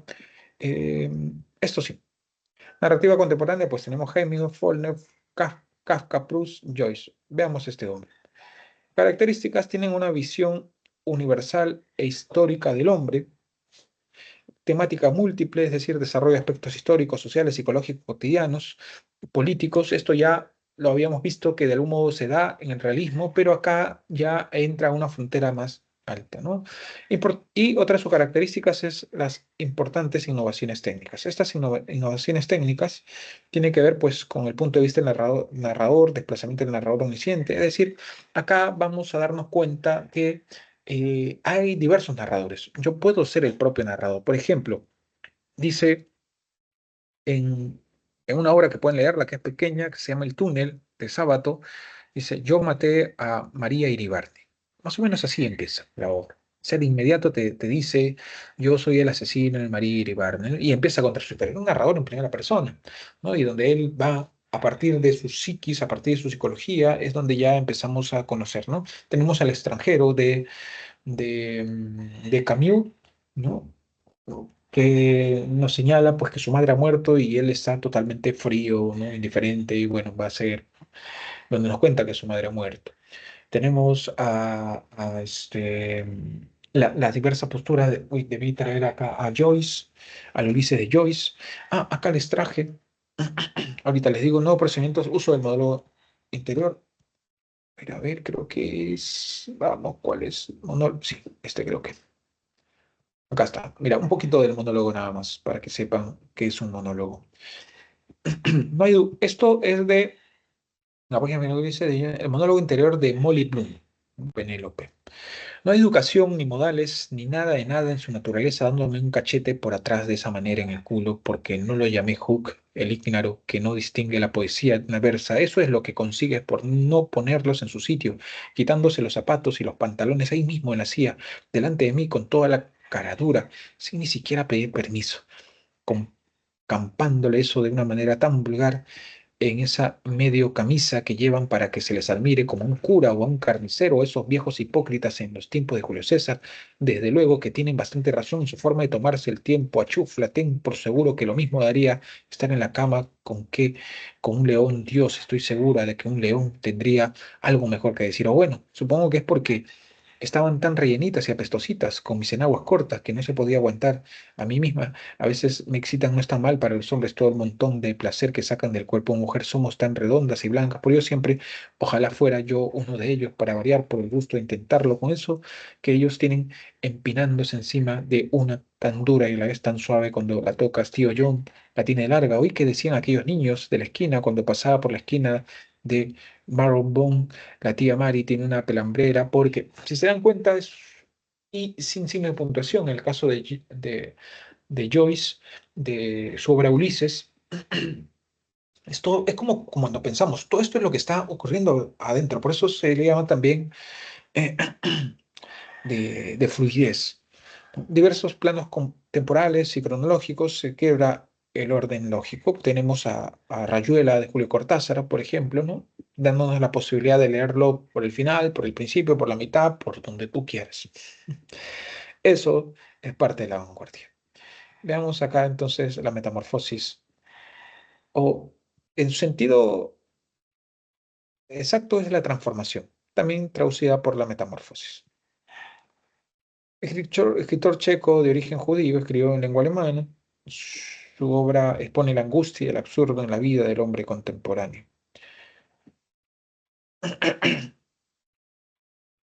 Bueno, acá los personajes, Gregorio Samsa, Grete Samsa, el señor Samsa, que es el padre.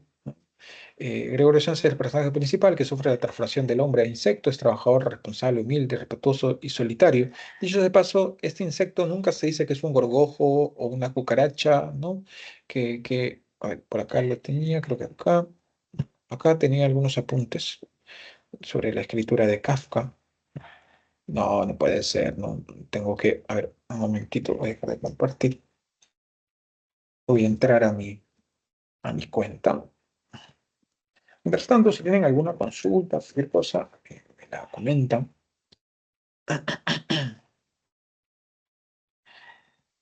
Voy a volver a compartir.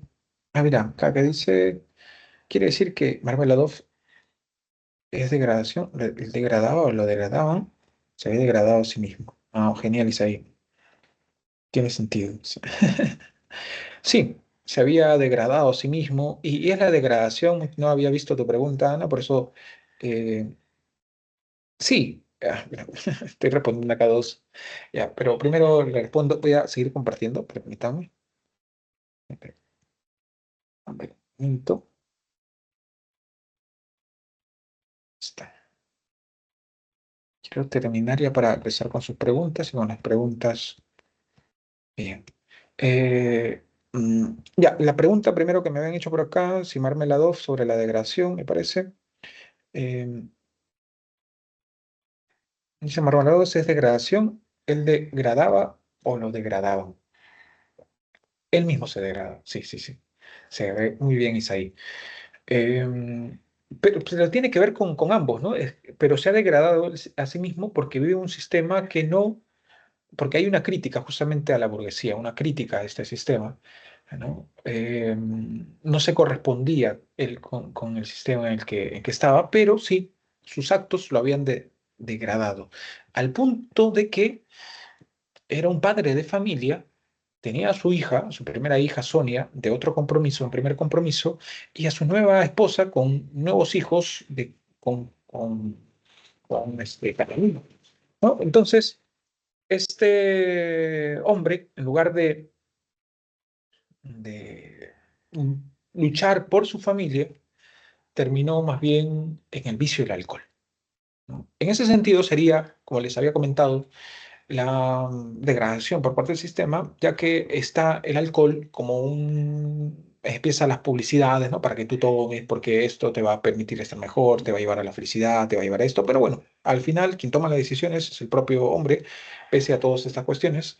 Entonces hay una responsabilidad, por supuesto, y en esta responsabilidad, él, sin embargo, hubo un hombre que le volvió a tener confianza para que vuelva a trabajar. Volvió a trabajar, estuvo un tiempo y todo ese dinero ganado para su familia se lo terminó apropiando y se fue, desapareció durante 5 días y se lo bebió, ¿no? Cuando ya sabía que su hija, por darle dinero, porque haya más comida, más alimento para sus hermanos, para su padre y para su propia madrastra, se estaba prostituyendo, pese a que sabía que su esposa estaba enferma de tuberculosis y que no podía, que se estaba haciendo a cargo de todos los hijos, eh, no le apoyaba.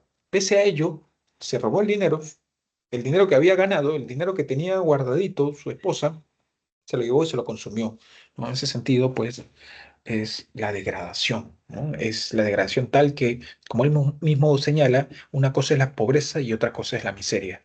Y yo, dice Marmeladov, he caído en la miseria. Soy un miserable, ¿no? Permito que mi hija se prostituya.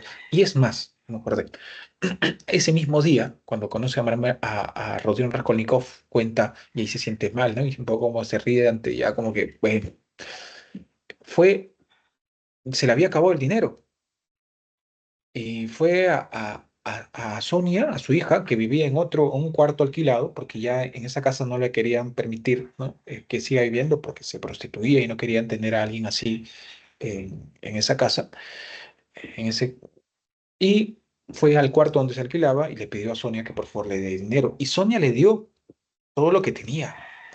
Y todo lo que tenía se lo gastó en licor, ¿no? Y él le dice, ¿puedes creerme?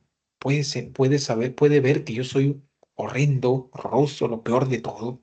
Entonces se lo dice a Rodrigo Raskolnikov y los demás del bar, dicho sea de paso, pues estaban burlando, él se reía, ay, este borracho siempre contando sus cosas, siempre llegando hasta lo más bajo, con él lo más bajo puede seguir cayendo, ¿no? Y bien, por otro lado, eh, Abraham, sí, en efecto, el fluir de la conciencia también se le conoce como monólogo interior. Muchas gracias.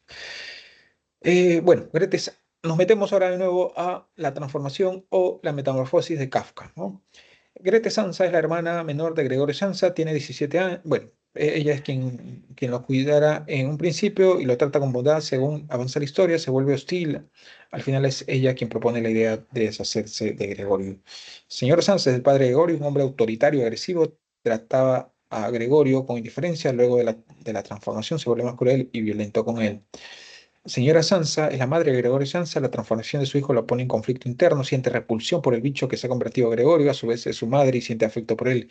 Es el personaje que más tolerante se muestra hacia Gregorio. La asistenta es una mujer mayor que es contratada luego que los Sansa echen a la sirvienta por los problemas económicos. Atiende a Gregorio, que molestaba diciéndole: ven acá, viejo escarabajo o pedazo de bicho. Es ella quien descubre a Gregorio muerto y quien se deshace del cadáver. Los tres huéspedes, luego que el Gregorio se convierte en insecto, la familia se ve obligada a alquilarle una habitación a tres huéspedes para hacerle frente a sus problemas económicos. Las tres personas son muy serias y tranquilas. En rato se lo dice cuando descubren a Gregorio, aprovechan la situación para irse de la casa de los Ansa sin pagar por su estadía. Bien, vamos a ello. Y antes de que me olvide, les voy a pasar por acá. A ver, mira, acá lo hubiera colocado de frente. Hay una, creo que sí está en YouTube, esperemos. Se llama Sin Compasión Película.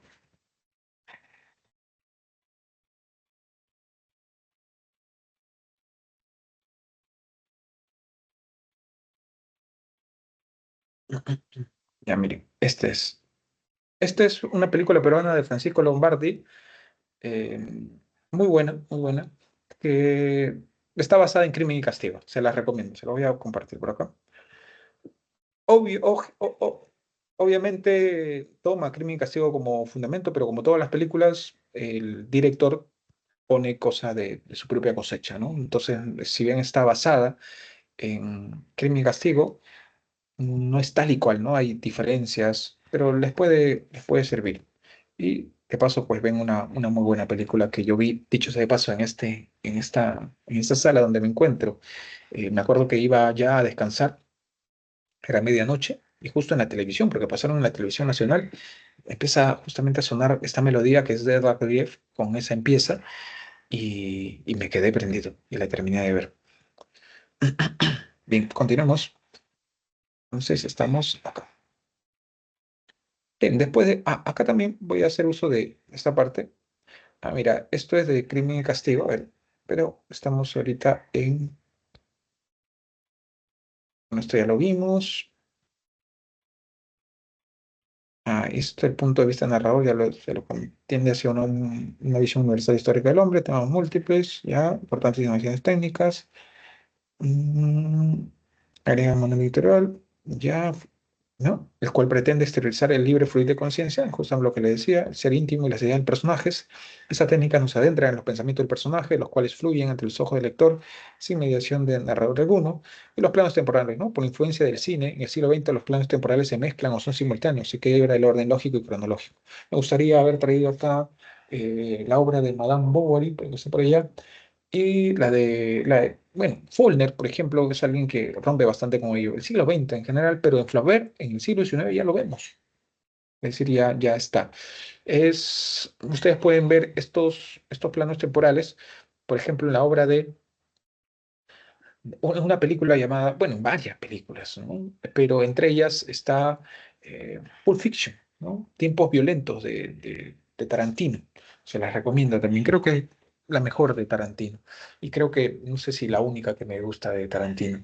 Pero la obra de Gabriel García Márquez empieza por el final. Eh, Se me ha ido el nombre, rayos, pero el nombre del personaje, del protagonista, Santiago Nazar, sí. Santiago Nazar El día que lo iban a matar, se levantó a las 5:30 de la mañana. Empieza por el final. Cien años de soledad también. Muchos años después, frente al pelotón de fusilamiento, no, eso empieza por el medio.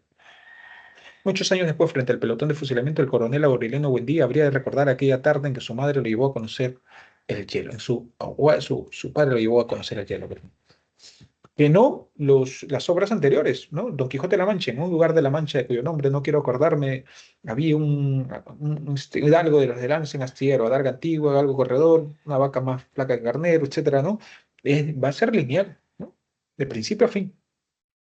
Acá no, en el siglo XX no.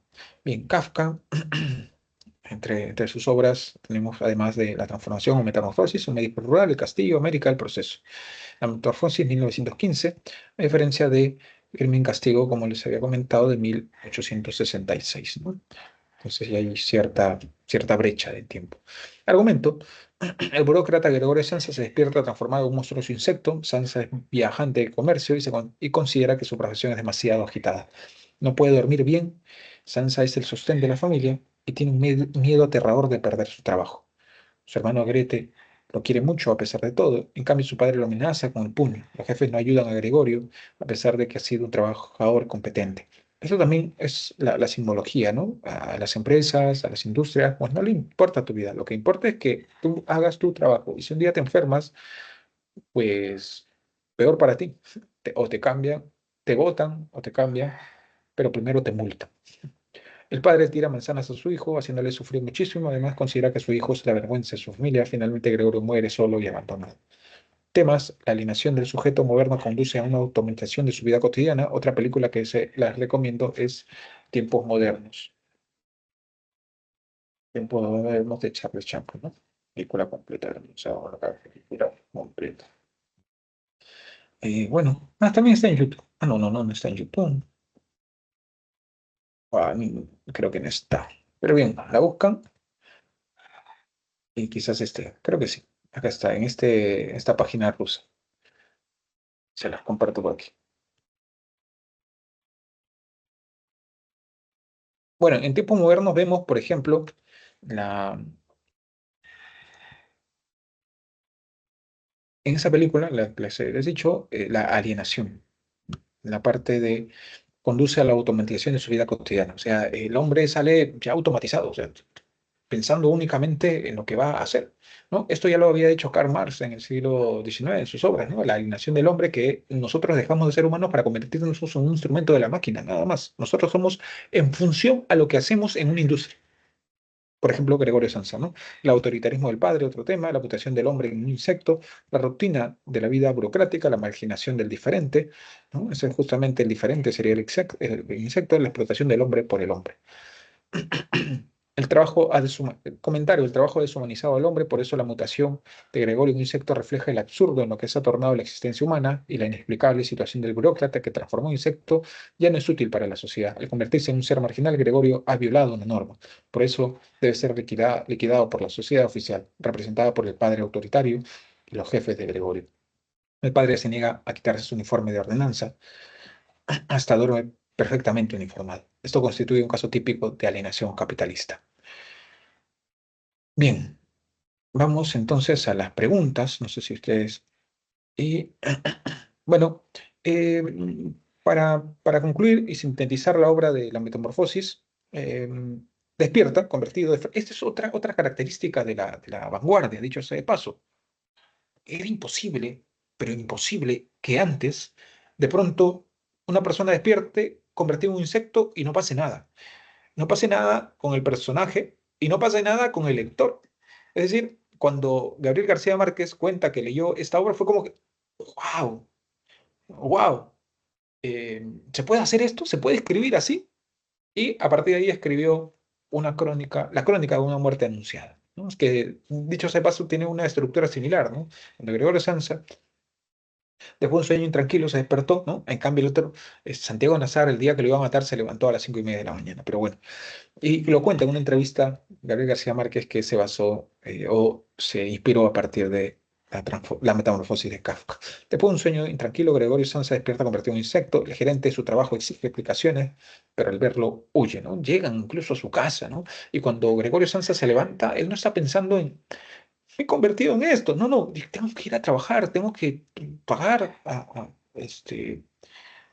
la comida de mi hogar.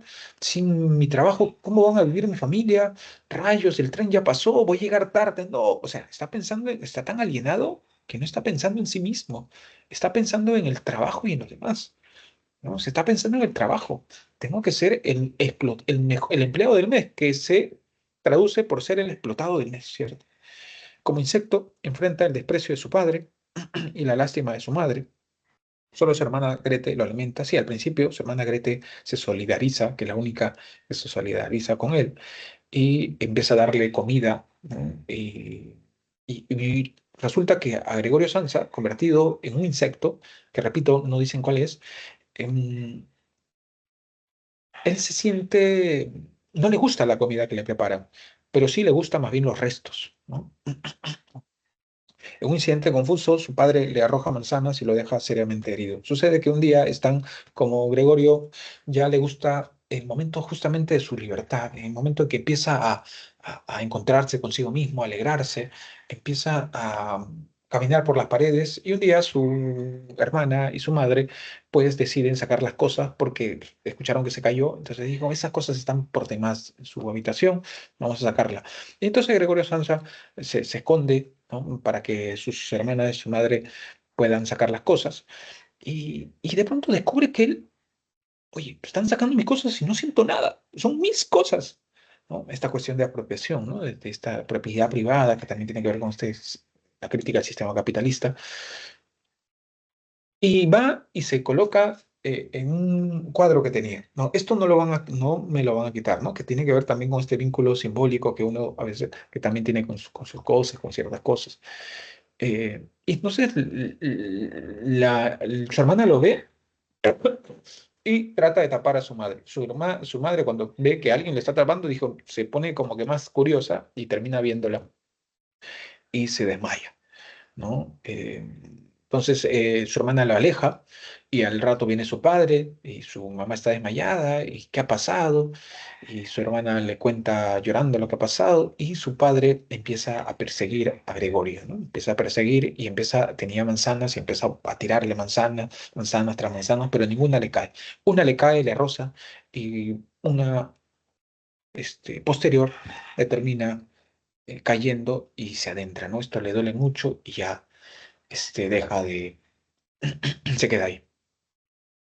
Después ya hubo esto un día, ¿dónde está? Ahí está.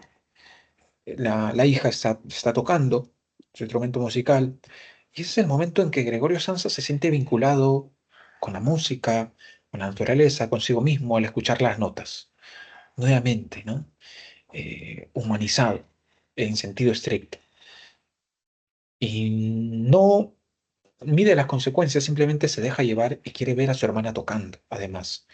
Y cuando va, encuentra pues a los huéspedes los miran y se asustan, ¿no? Y esto va a ser el acabose porque su hermana, que ya no podía más, termina diciendo, ese monstruo no es mi hermano, ¿no? Y ya terminan por abandonar.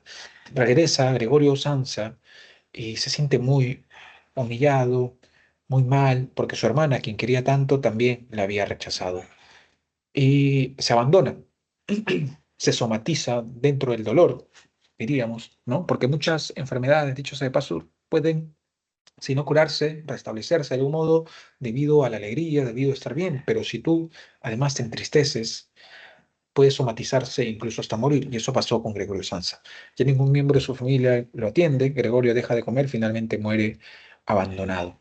La familia decide dar un paseo e iniciar una nueva vida, ahora que Grete está en edad de casarse. La obra termina, dicho sea de paso, cuando su padre mira a Grete convertida ya en una mujer, ¿no? Dice, cambio, él no estaba tranquilo, bueno, está...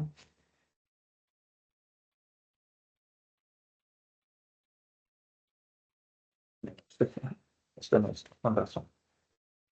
esta parte, pues. Y cuando al llegar el término del viaje, la hija se levantó la primera y estiró sus formas juveniles. Pareció cual si confirmase con ello los nuevos sueños y sanas intenciones de los padres. Hay en ese sentido, dos metamorfosis, dos transformaciones, la de Gregorio Sansa y la de su hermana convertida en mujer. Bien, chicos, hemos llegado al final. Voy a compartirles acá con esto termino, salvo tengan alguna interrogante, alguna pregunta. Tema principal, entonces, la alineación del sujeto moderno que conduce a una automatización de su vida cotidiana. Esto ya les había comentado nosotros. Comentario también, el trabajo impuesto por el sistema opresor ha deshumanizado al hombre, convertido en un ser marginal, el protagonista sufre el rechazo de la sociedad y debe ser eliminado. La transformación de Gregorio Sánchez, un insecto, refleja el absurdo de la existencia humana y como un ser marginal debe ser eliminado por la sociedad oficial. Bien, estas son las claves, tomen la captura y como ya les había comentado, los martes, en caso tengan alguna duda, tengo consultas académicas de 6 a 8. Bien, voy a ver por acá si hay alguna pregunta. Si no, pues nos quedaríamos aquí. La clase termina ahorita, ¿no? Sí.